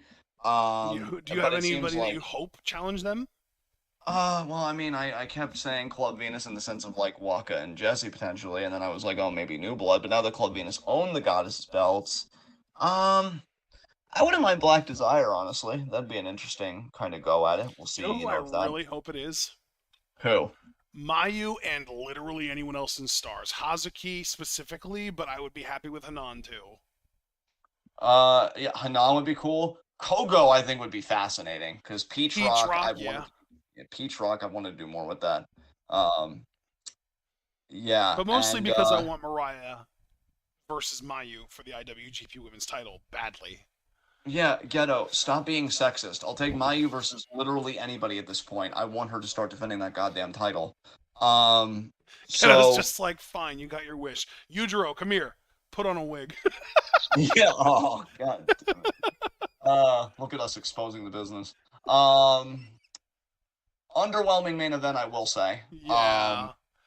Yeah, I love Ano, and we both acknowledge that Poi is excellent in the ring, but the strap match stipulation really just did not work for it, and it really slowed the match down. And those two could really fucking kill it in a singles match context, but the strap match really did slow the whole thing down a lot. Bro, I'm so glad you said that, man, because I think you took kind of my critique straight out of my head. I don't really put this on either performer individually. I really do think it was the stip that just completely grinded this thing to a halt. Because here's the thing: when they had that little flurry initially after the tag match that they won together, but had a few miscues, that kind of led up to this, I'm like, oh man, like it's gonna be physical, it's gonna be intense, and it's gonna have kind of a high speed quality to it. And then they were just like, oh, I know. Let's take away that part, which would really drive the emotion and the drama of the whole thing by keeping you two bound together for the whole match. It just doesn't work. When I think about the first Bull Rope match I saw, which was JBL versus Eddie Guerrero, there was so much heat and animosity, and I mean real animosity in that feud, that them being bound together, like it kind of made sense. I feel like for me, this is where I'll even kind of put the onus on myself as a viewer because I'm not that familiar with Ano and Poi's history. So this stipulation for Yeah. me didn't kind of feel earned. It was But almost very AEW of them to just kind of assume that the viewer was aware of all of their past history outside of Stardom. Yeah, and like I feel like the video package that they did for this didn't even really touch on that past history. It kind of just touched on current stuff, which we already saw. And I'm like, okay, well, if this is going by current basis, this still doesn't feel earned. Yeah, it was just like, look Um, at all of this tension that these two have based on their past with each other, yeah, but they never actually yeah, showed us said past. Like, exactly. just kind of skipped Um, over that part. It's like, we say show don't tell a lot, but not like this. yeah, yeah. Um, So yeah, it's just kind of disappointing because I really do believe that these two in a ring have a match of the year contender inside of them. Yeah, Like I wholeheartedly believe that. This just was not it. I am happy Ano got the win. yeah.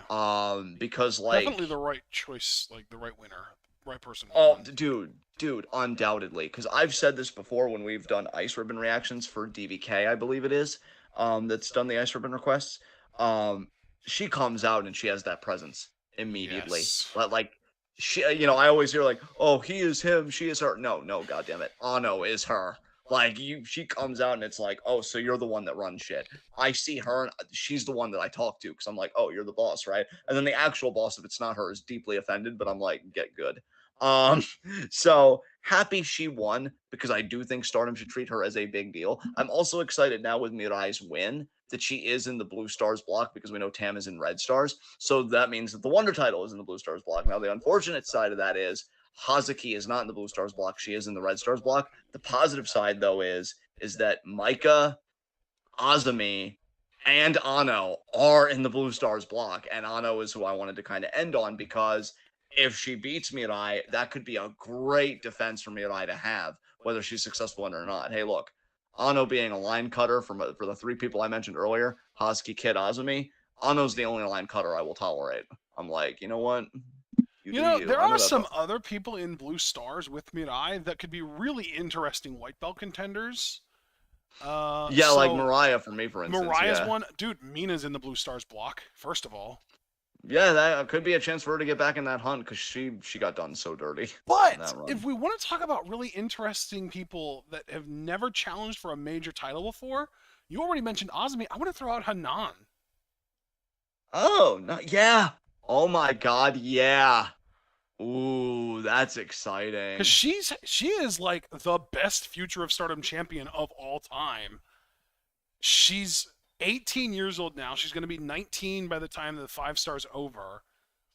I wouldn't be at all surprised if they gave her something like that within the next few months.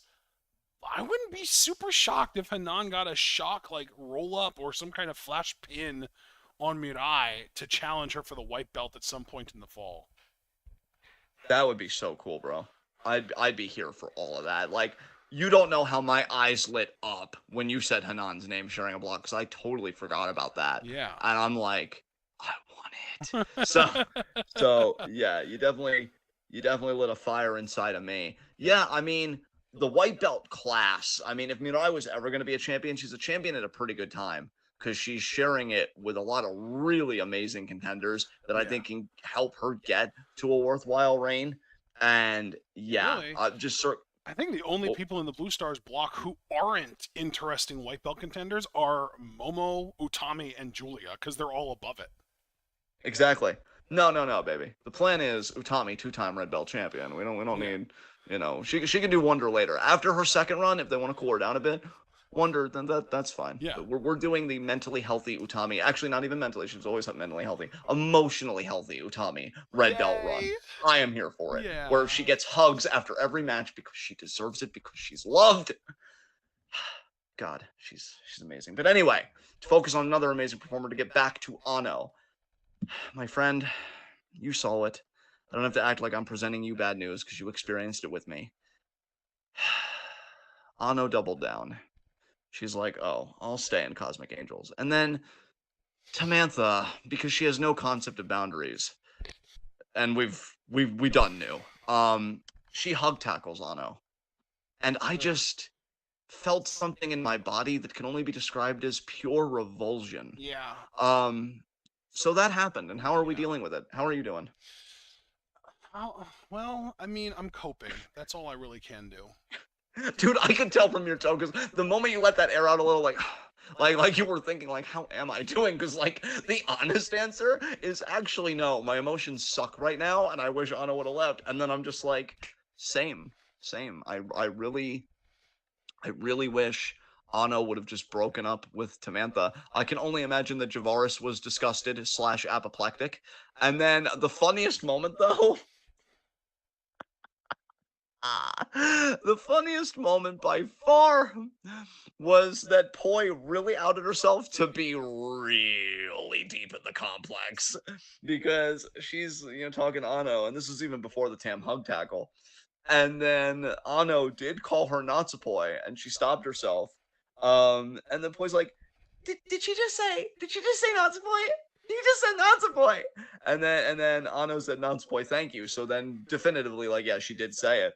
And their relationship does interest me, by the way. And the only good thing about Ano staying in Cosmic Angels, I want to see where that relationship goes, because low key, I kind of want them to be in the tag league over Meltier and see if they win. Like, if you want me to care about anything Cosmic Angels outside of Tam as world champion, put Ano and Poi together as a team and just let it make itself, because there is something here. I'm not giving up on this relationship. But yeah, Ano is just like going on to other stuff, and Poi's just like, don't ignore me. Like they actually translated her saying, don't ignore me. I always knew Poi had don't put me in the corner, or from Fatal Attraction, my personal favorite, I will not be ignored, Daniel. Like, Poi has that crazed energy, and I want Ano to get her there. And this was just delightful. Don't ignore me. That was the very beginning. That was the little seedling that's going to grow into the psychosis of Natsupoi. It's wonderful. So yeah, so how long before? I think Well, I love the side of Natsupoi that Ano brings out. Yeah, I do too. She needs to get her away from Tam, damn it. Dude, I would love if that was the story, where it's like, oh, actually, Tamantha, we've been talking, and I'm healthier without you. Which would pretty much be pretty freaking Bloodline, but, with cute, almost chibi-esque wrestlers. And so, it kind of feels new again. And then Ano's like, listen, I'm practically a secretary spiritually for Stardom. I mean, look at my elegance. So I'm starting my own faction, and we're going to run it very efficiently, and Poi's coming with me. Yay! And then, they do that whole thing. Speaking of things running efficiently, I was really hoping that Ano would join the Suzu Seda faction, whatever you want to call that. Dude, I feel so bad for Suzu and Seda, because they've been secretly scheming, and they're like, oh man, Ano's been tagging with us, and Kamitani's been tagging with us, and Micah, and all of them have just doubled down.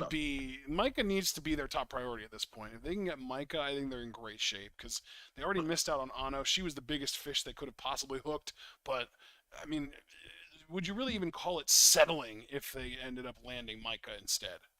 No. Regular sized? No. Like, they need to put the screws to her and just be like, listen. We know you recommitted to Julia, but think about this. We have 0% Mai Sakurai.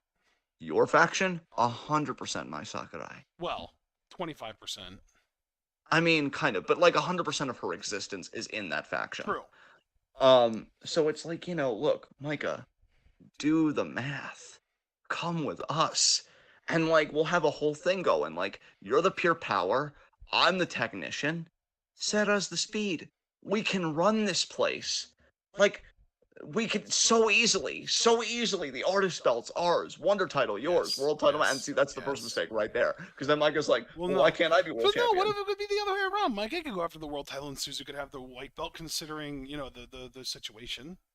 True. Look, and Suzu could be like, listen, we'll alternate. This will be my white belt run. You're hot right now, so go after the red belt. And then I'll go after the red belt. You go after we won't have to ever drop it to anyone else. And then Micah's just like, oh, I don't know. These ideals that are ingrained in me about loyalty and friendship. Micah, listen, honey, I love you. Truly, you've grown on me so much. Fuck your ideals, okay? Abandon them. Like you should abandon Julia, because she's making mistakes. And I'll say it to Julia too. You're making mistakes. You really don't know what's best for you right now. Look at who you're surrounding yourself with. God, I hate them as artist champs. I can't believe Restart lost to them. restart. It'll say in the record books that a team with freaking Kairi and Sauriano on it lost to a team with my Sakurai on it. You tell me where the justice is. It's dead. That's where it is. So, yeah, Ano doubled down.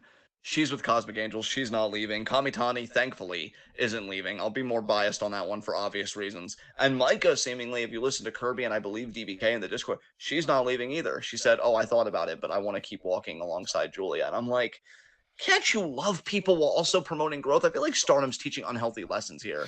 Because, like, I wouldn't have even minded Kamitani leaving if she would have left with, and I love you, I need to do this for me. I get that. Let people spread their goddamn wings. Fuck. Because Julia's never going to let you fly, Micah. She's fundamentally jealous and insecure. If Javaris is still here, he'll back me up on this. He knows. He knows. He is. It's like, oh, Micah, that's a wonderful red belt you've got. Would be a shame if I challenged you for it and beat you for it. You want to do it? Come on, Micah. But anyway, that was Midsummer Champions. Overall, pretty fun show. Again, suffered from a similar issue as TJPW, although I would say on the whole, TJPW had the better main event. But I still feel like that could have gone to a higher level.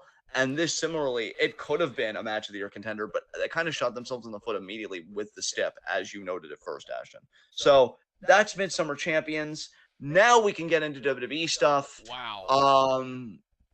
Man, I think the only thing besides Bloodline, I'll open with a question to you, dude, so that you can give more of your thoughts here. How do you feel about how they're booking Judgment Day? You know, Damian Priest got the briefcase, obviously, but obviously there's tension between him and Finn. How do you think it's all going to play out?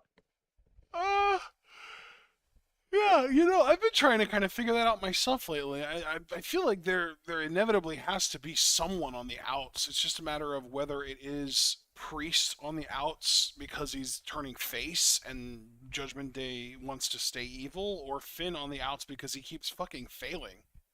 Yeah. Yeah. It really is confusing. Like, they could just break the faction up altogether and Rhea and Dom Dom go their own way, Finn does his own thing, and Damian does his own thing, and they just all go their separate ways, but that doesn't feel right either. It's just weird, man, because Priest, it really does feel like Priest is going face. It really feels like that. But, like, Finn is just so... He loses so much. He keeps losing. He keeps getting opportunities and then losing. He keeps blowing all these big opportunities that he's getting. And if you're Finn, how can you even really be the leader of a faction when you lose constantly like that? And like, oh, I'm going to take it out on Damian. And like, Damian fucking owns your ass. Like, Damian, I'm surprised Damian didn't call Finn a fucking beta maniac the way that Pat McAfee did to Adam Cole that one time. Yeah, here's the thing.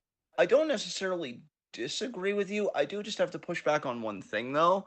Because, like, Rhea and Dom, at least as far as Monday seem to go, they seem to be more sympathetic to Priest, at least in the short term. Then when it seemed like, you know, Dom got pedigreed, it's like, okay, both of you guys need to cool, at least according to Rhea.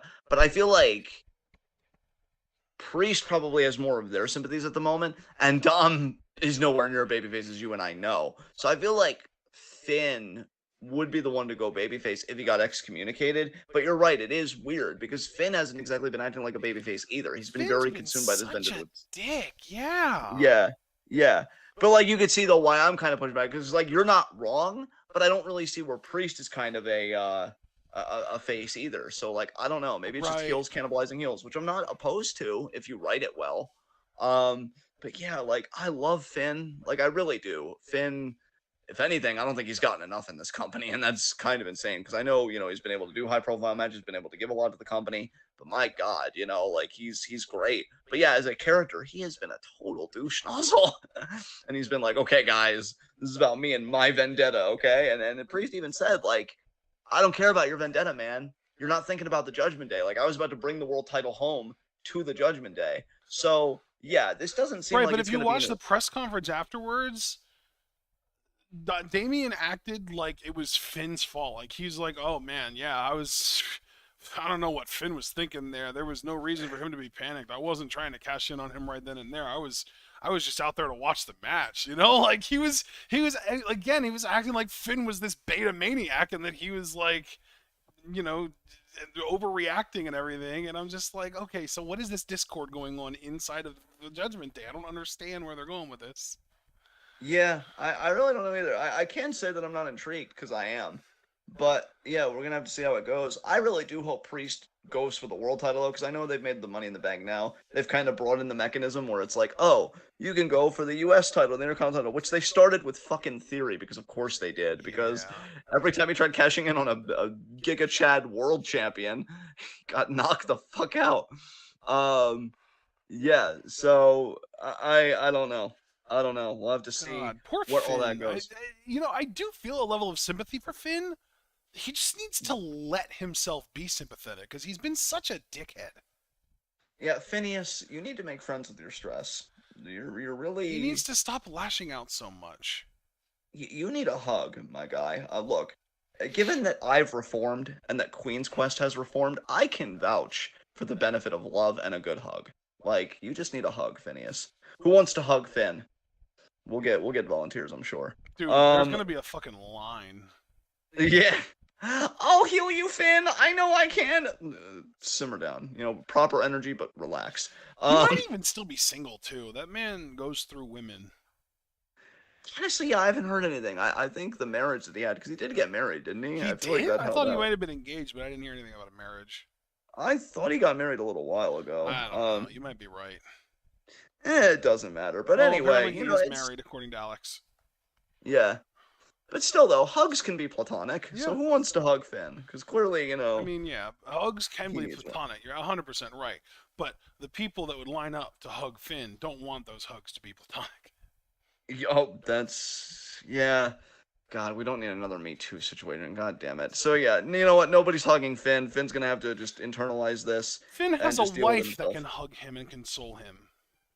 Yeah, but I mean, on some level, right? It's not really working. But maybe he's not sharing the work stress. Maybe they have a policy where it's like you leave work at work. So then he's just like stabbing his food at home, and she's like, "Finn, honey, do you want to?" No, Damien sucks. Okay, I don't really know what a Damien is, but I'm here for you to talk about it.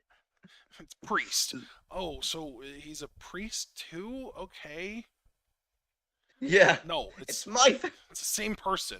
Wait, a Damien and a priest in the same? I don't understand. That's why I don't talk to you about this. This is my faction. It's mine. Everybody's so mean. Now we're doing math? Why are we doing fractions? Yeah. Oh god. All right. So yeah, that's Judgment Day. Okay, so I gotta ask you this because I've still been kind of good one, Foster. I've still been kind of bewildered by this. How do you feel about Ricochet and Logan Paul doing stuff? God, dude, I'm so over Logan Paul right now. I want him to go away so that I can appreciate him again when he comes back. Damn. So they're just not giving you that breathing time at all, huh? And I need it because here's the thing. He botched his big spot at Money in the Bank, so I feel a little bit like of resentment towards him, like anger and annoyment towards him. So like he needs to go away so that it allows me and anyone else who thinks like me to forget that he fucked up as bad as he did. And then when he comes back, maybe we'll enjoy him again. Yeah, maybe. I will say, wow. Because really to me, and again, Super Blue's in the chat, so I don't know how he feels about this. I'm not gonna try and make it too comedic. I do want to play this straight. I really thought Logan Paul and LA Knight was gonna be the program for SummerSlam. Now, I'm not saying I'm sad that that isn't it, because I feel like again, it's the idea about protecting Logan and making him look good, so you go with the guy that does all the high flying stuff and this and that. But like, this is kind of the problem, right? Because you could have went with LA Knight and maybe you'd have the promos, maybe, because obviously there are people into LA Knight's promos. I'm not about to be disingenuous and say nobody's into them, even though we've already talked about what we think they are. The Discord's talking about what they think they are. It's, it's old news. I don't see how this program can benefit Ricochet or get him to a higher level, or if that's even WWE's intention. Like, what does Ricochet get out of this? Because like, if he's not going after even the mid-card title, if he's not going after the mid-card title after this, in the fall, I'm like, what was the whole point? But with like LA Knight, I was like, oh, well, you're gonna get the fanfare and this and that. So, like, what does he do at SummerSlam? That was my follow-up question, too, at least to myself. I'm not saying you have to answer this, but, like, what does LA Knight do now? Because he clearly was starting stuff with Logan, but with him not doing stuff with Logan, that also makes me reconsider, oh, are they just not going to turn him babyface and they're going to try and keep him heel? Which is then the question of why? So, like, it's actually funny how much Logan and Ricochet working together kind of mucks things up in that particular mid-card scene. Because I'm like, where are all these moving parts going? Foster thinks LA Knight's challenging Theory. That actually makes a lot of sense. That actually, Foster, I think you're right. And I'm just going to immediately grab onto that and say that's what LA Knight's doing. He's probably going to win the title. And Javaris, again, I agree. But, you know, we try and have serious discussions about performers even that we don't like. So LA Knight seemingly will probably go after the U.S. title. Logan and Ricochet, that really doesn't get me out of bed, man. I don't even think, like, you know, the memes that'll probably come out of that feud just because Ricochet's so bad on the mic. I don't even think that's going to be, like, entertaining for me. It's just going to hurt, and I'll just want it to stop. So, I mean, is there anything about that feud that you're even, like, intrigued by? Like, About LA anything? Knight versus Austin Theory? Oh, no. Ricochet versus Ricochet, Logan Paul. I mean, I'm sure the match will be high flying and they'll be doing crazy shit. They're probably going to do another mid ring springboard collision like they did that one time in NXT and like they did the one time in the Royal Rumble. Like it's not going to be surprising. Yeah. All right. Well, that's that. What else can we talk about before we get to the big bloodline stuff? I mean, since you brought up LA Knight, we might as well, you know, I mean, that's he did a thing this week where he literally did like a fake people's elbow and then he did his finisher, which looks like a fake Stone Cold Stunner back to back. So like all the people saying this dude is literally just doing a Rock impression mixed with a Stone Cold impression are very much feeling justified at this point. Yeah. I really just don't get it, man. I'm really trying not to hate. You know, I've tried to bring more of a Zen energy because again, I think, and again, I want to emphasize negative emotions specifically, like anger, harassment, all this stuff. All this energy that seems to get fed into pro wrestling culture is really off-putting and disturbing. So I'm like, oh well, I'm not even just gonna try and get angry, like, you know, to rant or whatever. I'm just like, LA Knight exists. That's all he's ever been to me, is that okay, you exist. You're taking up space in a locker room and you perform. I won't deny that he's insanely over. Like, I have eyes and ears to see it. It's just, I almost wonder if, like, you're over for your own merits or you're over because you remind people of those more, Exactly. He's you know, a tribute act. He's like a nostalgia. It's like nostalgia without actually being nostalgia.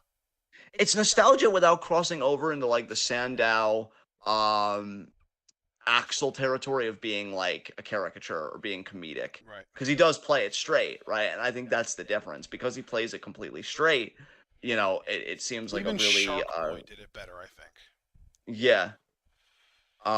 Super Blue LA Knight is 100% a face, and again, how's copying others a bad thing? Look, everybody takes from somebody else, but like, the good ones never do it this blatantly. um, and I disagree. I have to push back Super Blue that he's a face. I really don't think he is right now. The last thing he did before Money in the Bank was like beat the crap out of Rey Mysterio post match after beating him. Now, if he would be feuding with Logan Paul, I'd agree with you. That was precisely my point, Super Blue. The idea that LA Knight isn't doing that does make me question it. But if Foster's correct, and as we know, beautiful people never lie, so I have very good reason to believe that Foster's correct. And he does feud with Theory. Theory, I think, is more heelish than LA Knight in certain ways. So I do think Theory would be the means by which LA Knight would turn face. So in that way, I can come around Super Bowl, but that's only if Foster is correct. Because if they keep having LA Knight do middling things in the mid card, you know, antagonizing LWO for whatever freaking reason, like if you say, for example, if he gets in a feud with Santos, then obviously I'm not going to sign on to the fact that he's a face, because like he's not. So it really depends on what he does next. I hate the most about the idea of LA Knight getting into a feud with Austin Theory? What's that? Is that it's not Cameron Grimes. It isn't Cameron Grimes. God, he's so good. What happened to Cameron Grimes? He was literally on TV like, I think 2 weeks in a row, where 1 week he squashed Corbin and then I think he cut a promo the following week or something, and he just hasn't done anything since. Yeah, that about covers it. I think this is another case of like calling somebody up just to call somebody up without having a long-term plan for them. And given that it's Grimes that was affected by this specifically, I'm really annoyed. So like, yeah, that wasn't great. Um, yeah, and you know what? I will give Foster that too. He said, well, regardless of what he is, if they don't push him with how over he is, that's a mistake, especially since we all complain about how people who are over don't get put. That is true, Foster. We've got to be consistent on that. I will give you that. And I think you kind of saying that, I want to thank you for that, because just because I don't like LA Knight, again, he's clearly over. I do think winning the US title would be a good place for him, though, because, like, I'm not about to be like, he should win even the World Heavyweight title on Raw, like if he went over to the Raw brand, because I think he is a SmackDown guy, hence why he could feud with Theory. Ain't no way he's holding that undisputed title. We'll talk about that though in a little bit. But yeah, I do think Cameron Grimes should be pushed. I'd love to know where he's been. Zerulu said he got jumped by Corbin 3 weeks ago, so it takes you 3 weeks to get healed from getting jumped by adult Caillou. That's not a good look. Yeah, that's rough. That's really rough. Okay. What else to talk about? Well, I mean, Rhea dominated Natalia again. I will say, dude, as far she as did not dominate Natalia. Natalia got a lot in on that match. oh, that's right, because didn't she even bust Rhea open? Yeah, well, yeah, Rhea. I guess Rhea. You know how Rhea has that piercing, like inside of her upper lip. Yeah. Oh God, it didn't get ripped out. Apparently, that got ripped out, and that's why she was bleeding from the mouth. Yeah. Fuck, man. It wasn't like there wasn't like a spot where Natalia grabbed it and pulled it out or anything, but apparently it ended up getting, ripped out at some point in the match. That's I'm sorry, Rhea. That really, really sucks. She did retain though, right? So like we could still. Okay, good. Jesus. It was. I will say, dude. It was just a really competitive match, and Natalia was really like on her bullshit. I hate that in the year of our Queen Utami 2023, Natalia can still have competitive matches. That's gross. But you know what isn't gross, and you know who actually really did the women's division proud this week? Shayna freaking Baszler. Fuck yeah. What did you think about this, man? I want you to talk first about this. It was glorious. It was amazing. The promo was great. I'm just so happy that not only did they finally break Shayna away from Ronda, but immediately afterwards they had her cut one of the best babyface promos I've ever heard anyone cut in the women's division on the main roster. Yeah, go ahead. No, dude, I'm just emphatically agreeing with you. Yes. Let me ask you a follow-up, though.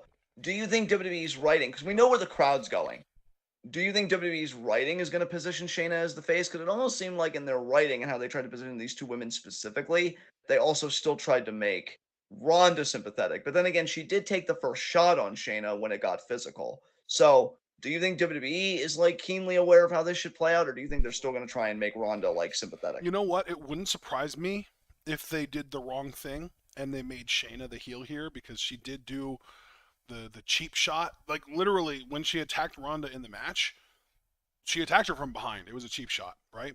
Yeah. And she was talking shit to Ronda, and when Ronda attacked her, it was straight to her face, if I remember correctly, on SmackDown this past week. So yes, the way that they positioned that, it does seem like Shayna is going to be positioned as the heel. I just don't give a fuck. Shayna is the face in my mind. That is one thing that's concerning me about the WWE writing of the women, because I don't think they understand. And this also kind of tells me potentially you could call it sexism, which I definitely think there's some of that. You can call it racism in the case of Bianca, and I will always think there's some of that in WWE with non-white performers. And you could just call it more generally and more broadly, being disconnected from the kind of the more contemporary moral norms that we, kind of embraced as a society. Because, like, the things that people do that I feel like are justified, that WWE seems to be framing as heel things, I'm just left bewildered, like, what? Really? Bianca being assertive when she was a very dominant champion, and she lost the title anyway in screwy fashion because Asuka, like, smeared the mist and stuff all over Bianca's face, blinded her, and, kicked her, and then got the pin. And, she wants her rematch, and she's very affirmative about that and very spirited about that. That makes her a heel.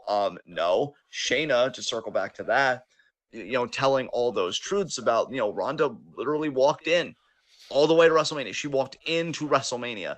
Shayna Paid her dues in NXT. She did. Put in her time on the main roster. She did. This woman tagged with Nia Jax. Ain't nobody gonna tell me she didn't pay her freaking dues. Like, she's not the heel to me at all. So I agree with you completely. Personally, I know it's not gonna happen. I would love if Shayna Ronda at whenever they're gonna do this, which I'm guessing again, this might be like another SummerSlam matchup.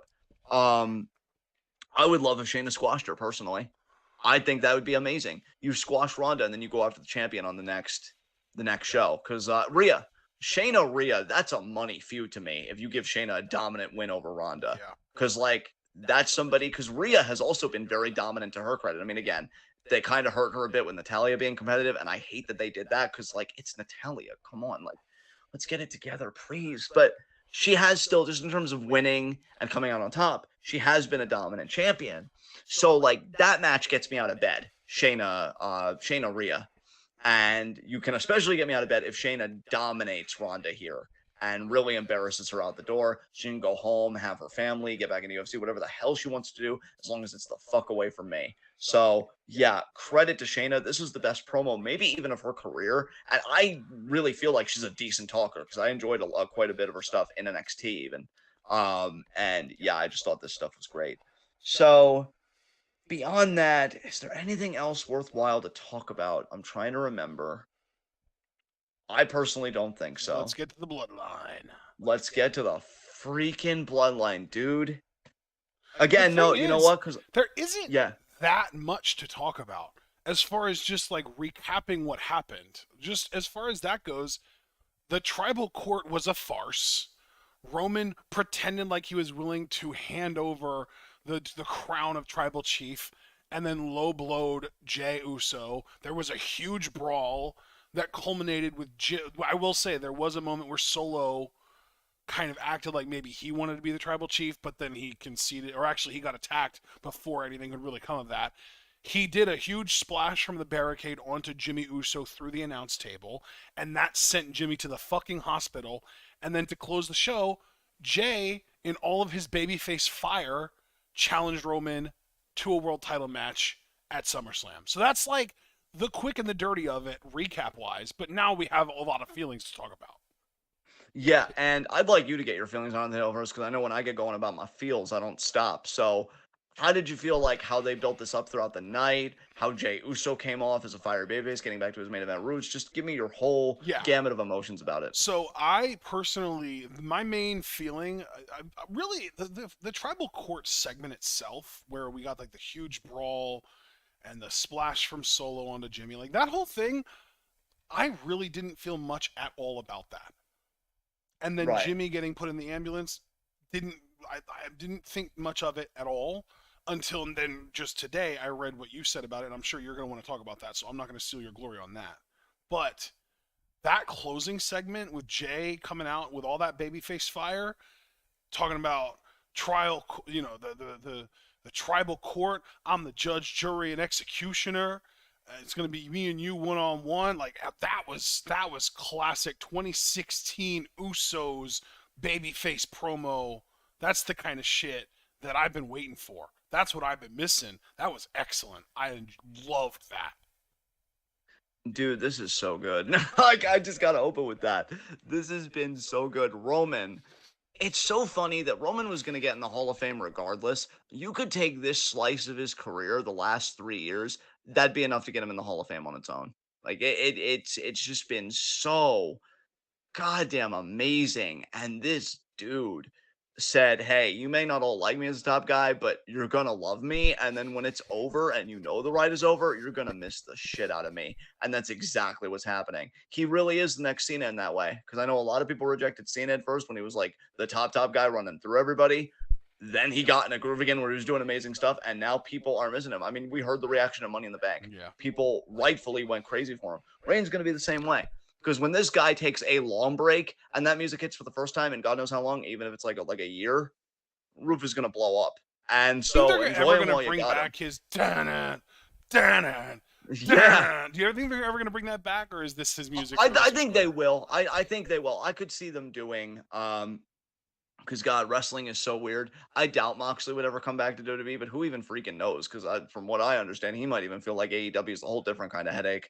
Um, but yeah, like Roman's just doing great work, and guys, enjoy him while you got him. Really, that's what I'm trying to do every week anymore because I know that this ain't gonna last. And hell, maybe the reign is gonna end at SummerSlam. Oh, which reminds me, somebody made a really beautiful point very succinctly, so I'm probably going to butcher it in terms of the succinctness, but somebody commented below the Jey Uso video where he lays out Solo, which, by the way, great spot there in the segment. I got goosebumps seeing him like really take that chair to Solo. And then him holding the title, he looks Dude. fucking good with that Dude, can I title. also just say, though, the moment where Roman abandons Solo in the ring, I don't know. I've got mixed feelings about that because I watched Jay swing at Solo over and over and over again. All I could think of was like, how is this different from what Roman would do? How is this any different from Roman? How is Jay swinging this chair, beating the shit out of Solo, not just Roman 2.0? Like, it's literally what Roman would do. He's beating the shit out of his brother. Yeah, I mean, I'm sure a lot of people would rush to Jay's defense and say, well, Solo initiated the provocation when he was the one that did the splash on Roman's orders. And Solo has also seemed like the type that he hasn't been as easily manipulated as the other people in the family. Because again, we had that whole exchange in tribal court and the brawl where Solo was looking at the tribal, I don't want to call it beads because they're not beads, but like the necklace. That's probably not proper terminology either. Beg pardon? The lei. The lei, yes, the tribal lei, I'll call it. Thank you. And he was looking at it for a long time. I would even say too long, kind of a nitpick. But yeah. And I agree with Javaris. I feel like with Roman, it always came from a place of insecurity and like consolidating control. Whereas with Jay, it's more driven out of, it is driven out of anger and stuff like that. But like he's probably even angry at himself because it's like, oh man, I wasn't able to protect Jimmy, and he's projecting that onto Solo because Solo was the one that hurt Jimmy. So I can see where you're coming from, but I do feel like Jay in this moment is more defensible to me. But yeah, once again though, Roman sees a family member getting beat up, doesn't do anything. Like I remember in the Edge feud when Edge would do that, leg of the chair crossface type maneuver on the Usos, and Roman would just stand there and stare at Edge and like not come in. It's like, do you not care about these people? You claim to care about these people. Your words say all the time how much you care about this family, but your actions say so differently, my guy. Like, maybe let's get some honesty in there. So yeah, Jay wears him out, looks freaking great with the title. And I want to pause here again to go back to that comment that I saw, because I watched this video multiple times. Like I goosebumps every time. There is something about when Jay really finds his voice in these segments that is just magnetic to me. Because when I had that weird Sunday a couple weeks ago, and I was just watching old Bloodline stuff. I watched that initial promo of like, why can't I provide for the family Oos multiple times. So Jay was great here, and somebody pointed out why it needs to be Jay and not Cody, because Cody obviously is the big name on everybody's mind, right? Cody is pursuing the title. It doesn't have to be Roman having the title for Cody to have a story. The story for Cody is the title. Roman is Jay's story. It makes sense for Jay to win the title with this particular champion. Any other champion, it would feel more contrived. It would feel more like, really, Jey Uso, the tag team guy? But with how they've built him up over these 3 years and his dynamic with the current world champion specifically in Roman Reigns, yeah, I will triple down. It has to be him. Cody can finish the story with literally anybody. Literally, Jinder Mahal could win the world title again, and for Cody, it would be finishing the story if he got in the ring with Mahal. It doesn't matter, because the title's the story. So I thought that person put it beautifully, because for Jay, the title's just a bonus. The real prize that Jay is after is knocking Roman off his perch, putting an end to Roman's tyranny, and maybe if Jay is lucky, because I know he loves Roman through all of this, knocking some sense into Roman and getting him back to his senses, away from Paul Heyman. Which I also want to say that too very quickly, and I actually wanted to ask you about this and have more of a discussion about it.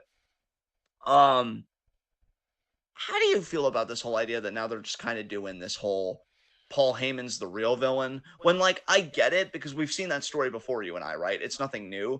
But, like, there's also the interesting wrinkle of Roman's very clearly been abusive to Paul Heyman too. Yeah. So, like, is it a hard sell for you too, or am I being too nitpicky? Are they really going with that? Like, for sure? Because I mean, they I do seem to kind be. of see. I'm sorry. I shouldn't have asked a question and then kept talking. You go ahead.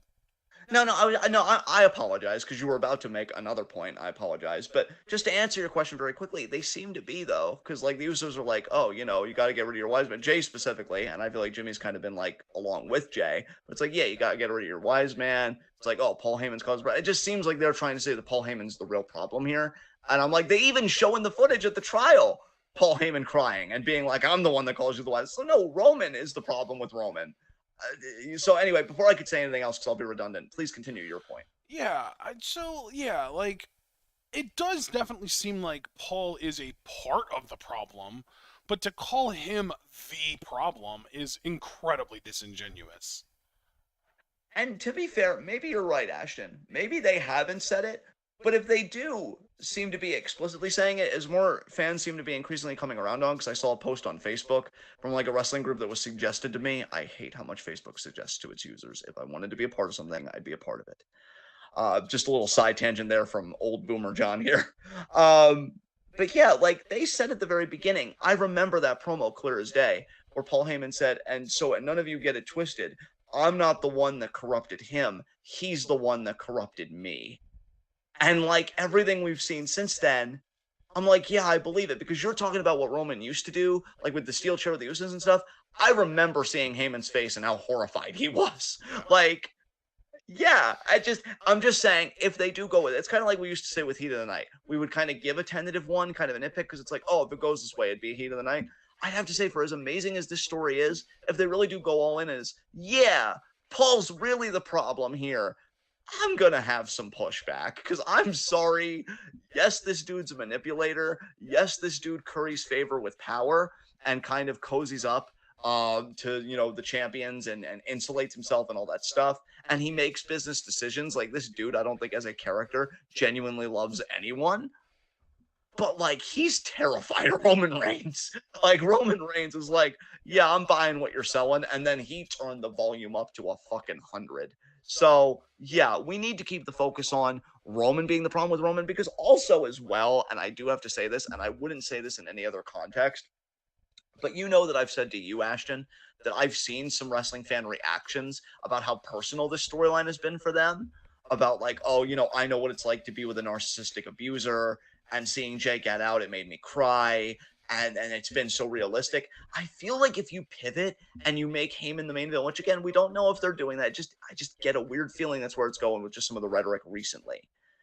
I feel like that absolves Roman, and I don't like that, just because of the very real significance this has taken on for some fans, because that's just like the abuser saying, oh, I'm sorry, it's the alcohol, or oh, I'm sorry, it's my dad and how he treated me as a kid. It's like, no, I understand that those are all factors. Heyman is a factor, but that's not the underlying problem. As Todd once said to BoJack in my favorite animated show of all time, at least as an adult, BoJack Horseman, you are everything that's wrong with you. Roman Reigns is everything that's wrong with Roman Reigns. Yeah. And that needs to, and again, I wouldn't say this in any other storyline because it's just wrestling, but at times wrestling isn't just wrestling, right? To quote the famous Max Landis video. Because I would actually like it if they would do like a fake out where Roman did kick out Paul, but then kept being a toxic piece of shit. Like he was like, Paul, you've been poisoning my mind. And like he went out of the way to say the kind of points that the ignorant fans are trying to make. But then Roman just keeps on being a piece of shit to prove the point that those fans are wrong. Yeah, you've been poisoning me this whole time, ... from being even more successful than I already am. The Usos were like, wait, what the fuck? And then they get choked out with the guillotine. Oh, God. But no, yeah, I'm really glad that you and I had that discussion, man, because again, when you've had a storyline go on for 3 years, it's gonna have an effect on people. Like, this storyline specifically is the greatest testament that wrestling has made in a long time to being a contemporaneous form of theater. And, you know, it's something I've thought a lot about, because I know WWE always wants to strike that sweet spot between appearing as a sport and really being theater. And I feel like this storyline has been like, nah, you know, Reigns is an athlete. We're going to make it look physically impressive in the matches, but this is straight up theater. Like every bit that we do, every character we bring in here is theater. And we're like in act 4 of this stuff now. And I'm like, okay, let's not pivot now. So I hope they do keep Roman as the singular villain. Because again, it's funny to me that even at the trial, when they've tried to say that, like, oh, the wise man is coming between all of us, they show the footage of the wise man being abused. So I'm like, what are you doing here? But yeah, great segment. SummerSlam is going to be fucking popping with that as the main event. I am so there. I am so freaking there. I know Super Blue mentioned NXT earlier. I just want to check in with you. Did you watch NXT this week? Whoa, I back didn't. up. You never mentioned Sammy. Oh, God. What did Sammy do? Was it not you that mentioned how great it would be if Sammy and Jay teamed up? Oh, right. You did say you wanted me to get that glory. Yeah, I mentioned that in the Discord offhandedly because I said that, yeah, with Jimmy being out, I'd really like him to sell the beatdown because it would just get Solo more over. So I would love in the lead up to SummerSlam, we do Roman and Solo versus Jay and Sammy. And I guess what I will say here that I didn't say in the Discord, only because I thought, well, maybe I could just make this a thing for content, for us here. And I know some people will hate it. And to be honest, I don't even love it. I'm just trying to think about what could be done.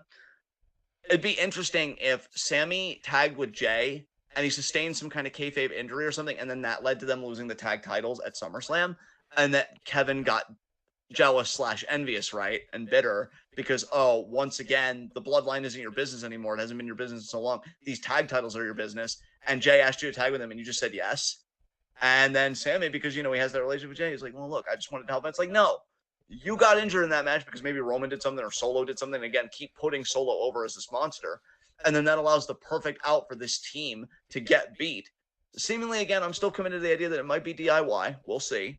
And then, yeah, Kevin just would go back to being a heel, unfortunately. Because here's the thing. I love KO as a babyface, but, like, the crowd just wants Sammy, man. Like, KO gets chance, but he'll always get chance after Sammy, right? Sammy's the priority here for a lot of people. So yeah, they could even do that if they wanted to. Have Sammy and Jay team up at some point on the road to SummerSlam. Have Sammy suffer like a kayfabe injury or just get beat down or something, which makes him not 100% for SummerSlam. Jay kind of feels bad, but Kevin's apoplectic. They lose the titles because of it. I would have Sammy eating the pin. And then yeah, you go back to Kevin's like millionth heel turn for however long you want to do it. And so there, you could do one tag match that does great build, connects to multiple things at once, which is keeping up with the trend of this massive storyline. And yeah, it just makes Jay versus Roman that much sweeter. So I really do hope that happens, man. Yeah. By the way, NXT, I did watch part of it, but not all of it because I actually did my laundry on Tuesday and I didn't get home by the time it started. Oh, okay. So I saw some of NXT, but not all of it. I did see the Creed brothers versus the Dyad. I saw that too. I think that Creed brothers are no longer on NXT. Yeah, it was wild. I can't believe that the Creed brothers lost. So do we think they go to Raw or SmackDown? I low-key expected them to be on SmackDown last night, and they weren't. So I'm thinking Raw now. Yeah, we'll see, man. We'll see. I guess Raw would be an okay fit for them. I don't know. SmackDown feels more like their show, though. Well, maybe not, though. I kind of want them to feud with Alpha Academy. Let them debut as heels and feud with this new babyface Alpha Academy. Dude, can I just say, I'm actually glad you mentioned them because I've been meaning to talk about them on the last few TWitWoW reviews. I actually love babyface Alpha Academy. Maxine Dupree is like the trainee. It's working for me, She's man. having a graduation ceremony on Raw tomorrow, or in a couple days. That's amazing to me. I'm here for it. I'm here for Alpha Academy. I'm here for Creed Brothers coming in as heels. I agree with you there. And then when you transition to the baby faces, I could see them getting hella over. Oh, yeah. So like, yeah, definitely. It would be fun though if they did like the whole Maxine Dupree, graduation ceremony. I hope Ivy Nile debuts with the Creed brothers so that they can feud with all 3 members of the Alpha Academy. That makes a lot of sense. That would be great. Yeah. I would love that. And it would be great if Diamond Mine, Creed Brothers, and Ivy Nile just debut by crashing the party, crashing the graduation ceremony. That would be awesome. They show up and they start bullying Alpha Academy immediately. Brutus matched up with Otis is perfect. Julius could easily bully Gable because of the size difference. Ivy should easily be able to bully Maxine because of the just straight up experience difference. Like, there's so much potential there. It's great. Dude, you actually make an amazing point to me about Ivy, because, like, obviously I'm not as plugged in as Foster is, so Foster, please come in and put me in my place if I'm wrong, speaking out of turn. But it seems like Ivy, she never really blew up in NXT the way I expected her to. Like, she hasn't even held the title. No. And, like, I did expect her to hold the title at one point. So I feel like Ivy could use the reset, is what I'm getting around to. So I actually think it's smart when you're like, oh, bring her up with them. I agree with you completely, because it seems like she's kind of circling the drain in NXT. Again, Foster, if I'm wrong and she is doing something I'm unaware of, please tell me. But yeah, I think she could definitely benefit from the reset for sure. Yeah. So back to NXT, yeah. Blair Davenport beat Roxanne Perez. Nice. I mean, dude, we really need to just kind of dwell on that for a little bit, because I feel like that's a big deal. Roxanne is the most recent women's champion in NXT, and Blair beat her clean. Yeah, they're definitely gearing Blair up for something. But it's weird, though, because Blair is also very clearly a heel, which Tiffany Stratton, their current champion, is also a heel. Yes. So I don't know what they're gearing Blair up for if they're not planning on doing a heel versus heel women's championship match, but they might be. I don't know. Yeah, I mean, again, I'm not really opposed to, like, same alignment matches. Again, of the writings there and the stories there. So we'll have to see how that goes. But yeah, Blair apparently has been on one since coming back to NXT, so good for her, I guess. Yeah. And yeah. Yep. So then we got Mustafa Ali beating Tyler Bate in a singles match. Yeah. Good for Ali. Again, I want him as North American champion. I love Wes, but I wouldn't be, mad if Wes moved up to the world title picture, after this run with the North American title. And Ali deserves some goddamn hardware, goddammit. So, like, give it to him. Kaylani Jordan beat Tatum Paxley. Did she look good doing it? She always looks good. Nice. Yeah. Let's see. What else happened? I'm seeing here that Von Wagner brutalized Javier Bernal. I don't even know who Javier Bernal is. I don't either, but Von Wagner brutalizing anybody. I thought he was becoming more sympathetic, because I've been seeing those clips, Foster, of him and Robert Stone. Yeah, kind of opening Von up. Is this Foster? Let me ask you: is this a Kane thing, where, like, Robert Stone's his RVD trying to get him, like, oh, Kane, you don't need that mask, and then he loses it, or he makes peace with himself, and then it's like, you're right, I've accepted myself, and then he goes Kane/Joe Goldberg, and it becomes an even worse monster. It's like, is that what's happening here? Because yeah, I didn't expect him to brutalize somebody. Fuck. Let's see. Apparently, Javier made fun of Von's story, so Von beat him up. Oh, so it was emotional self-defense. Okay. Okay, cool. Interesting. We'll have to see where that goes. Because, yeah, the Von story, I'd be lying if I said I wasn't intrigued. But what did Foster say earlier? I thought he said something about, like... We got the best underground match in WWE history, not high standards.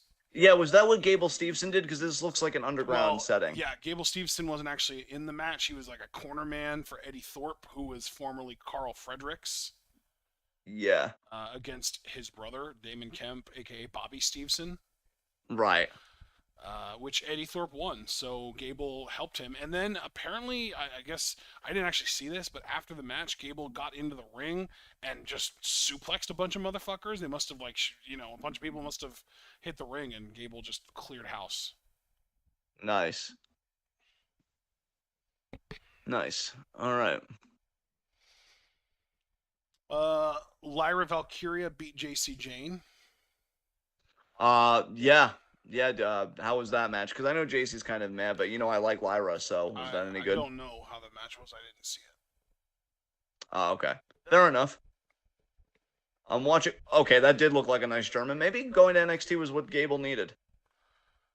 good belly to belly there. Damn. Looking at another German here. Wow. All right. I like the height he gets on these. All right. Well, yeah, maybe this is working out for Gable. I don't know.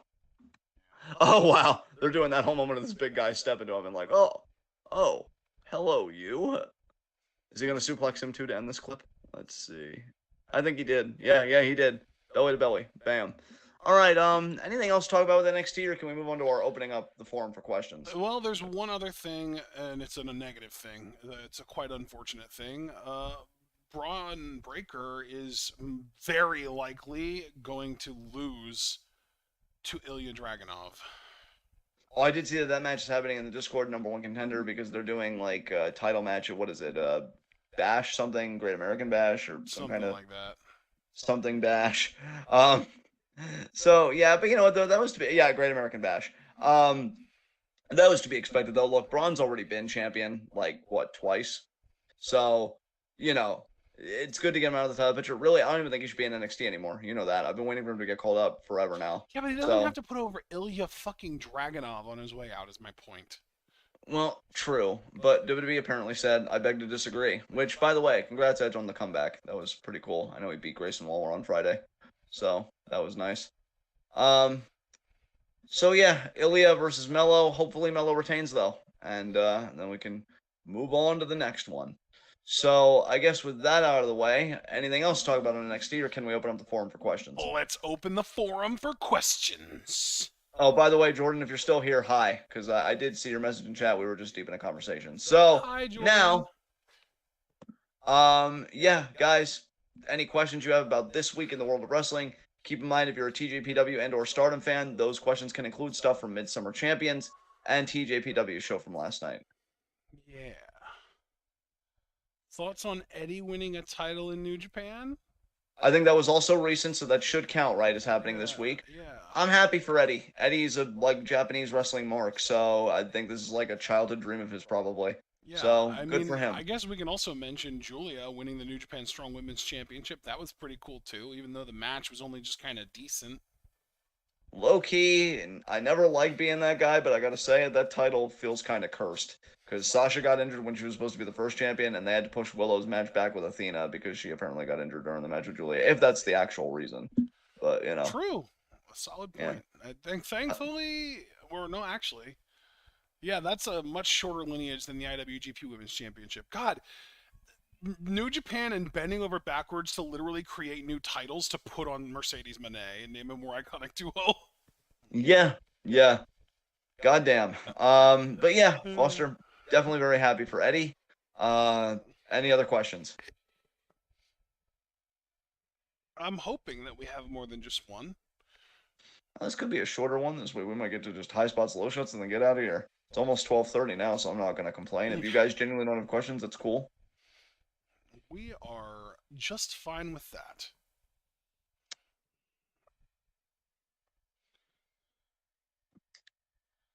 Yeah. Okay. There just hasn't been anything. All right. So let's get into Super Blue. So if Swerve loses next week, would that put him and his crew as Jobber of the Year? Super Blue, why do you do this? I was content to move on, man. Super Blue had to come in there with that question. Yeah, let's move on, please. Oh, cool. Okay. High spots and low shots. Keeping it within the confines of this week, my well, we do low shots first. That's right. My low shot is Roman Reigns. Oh. Because, like, bruh, I love you. I love you probably too much in a way that's unhealthy.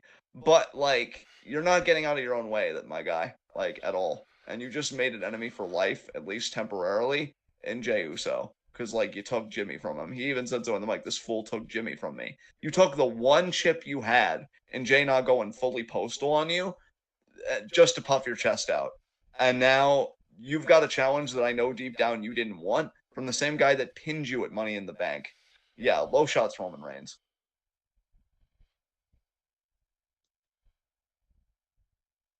I'm sorry. Can you repeat the question?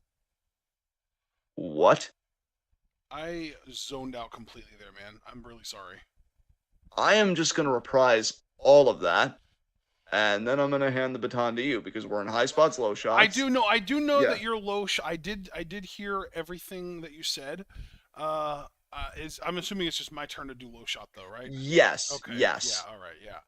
I was, believe it or not, while I was zoning out, I was also thinking about my low shot, and it's funny that you chose Roman because I was gonna pick Jimmy Uso because he got injured, but then I was like, you know what? You know who else got injured and had an even worse week than Jimmy Uso? Willow Nightingale. Because she lost her championship and got injured in the process, and in doing so, had to have her Owen Hart tournament match pushed back into next week. So Willow Nightingale's my low shot.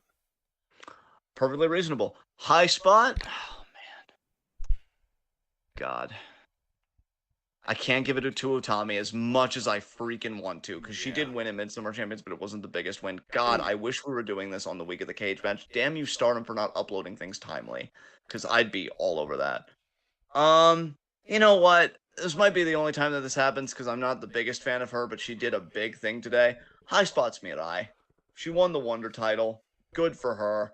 It took her winning the Cinderella tournament 2 years in a row.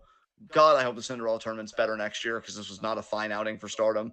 But I don't think Mirai will be a horrible champion. I just think I'm going to be constantly be thinking about, so when's Hosky winning it? When's Kid winning it? When is Osmi winning it? When is Ano winning it at this point? But yeah, she won it. Tam's down to one title, the world title, and she's probably going to hold on to that with a bit more tenacity. So we'll have to see. But congratulations to Mirai. Who's your high spot? Shayna Baszler. Excellent. I love that we both picked women for our high spots. That's beautiful. So, anything else you want to say before I take us home? Do we? All right. This has been the Week in Review. This has been TWitWoW, the best wrestling podcast made for wrestling fans, by wrestling fans, on the web today. I'm John. That's my co-host and commentary, Ashton. Guys, be sure to like the video if you follow along. Subscribe, click the bell icon for notifications so you don't miss any of that TWitWoW goodness. Check out everything we're involved in the description box. Follow us on Twitter and Twitch because we are the best wrestling podcast in all the IWC. And we're off tomorrow, thankfully, because I feel like we've really gone hard this week, especially catching up with Stardom. And our next show, could we potentially have a show Tuesday at 10 for Stardom, Ashton? Because I mean, we could technically have a show Monday afternoon. It just seems very unlikely. We could do Monday afternoon, Tuesday night, Wednesday afternoon. It depends on how quickly they upload it. Yeah. yeah, so our next show will once again most likely be a Stardom show. So we'll see you guys for that. If it's Monday afternoon, I know Ashton's good about pinging the Discord. One reason why you should definitely join the Discord and putting tweets out. So we'll have to think about that. And so yeah, we'll see you guys then, either Monday afternoon or Tuesday at 10 for the next Stardom show. Until then, enjoy the rest of your weekend, everybody. Be good to yourselves and each other, and tune in and peace out.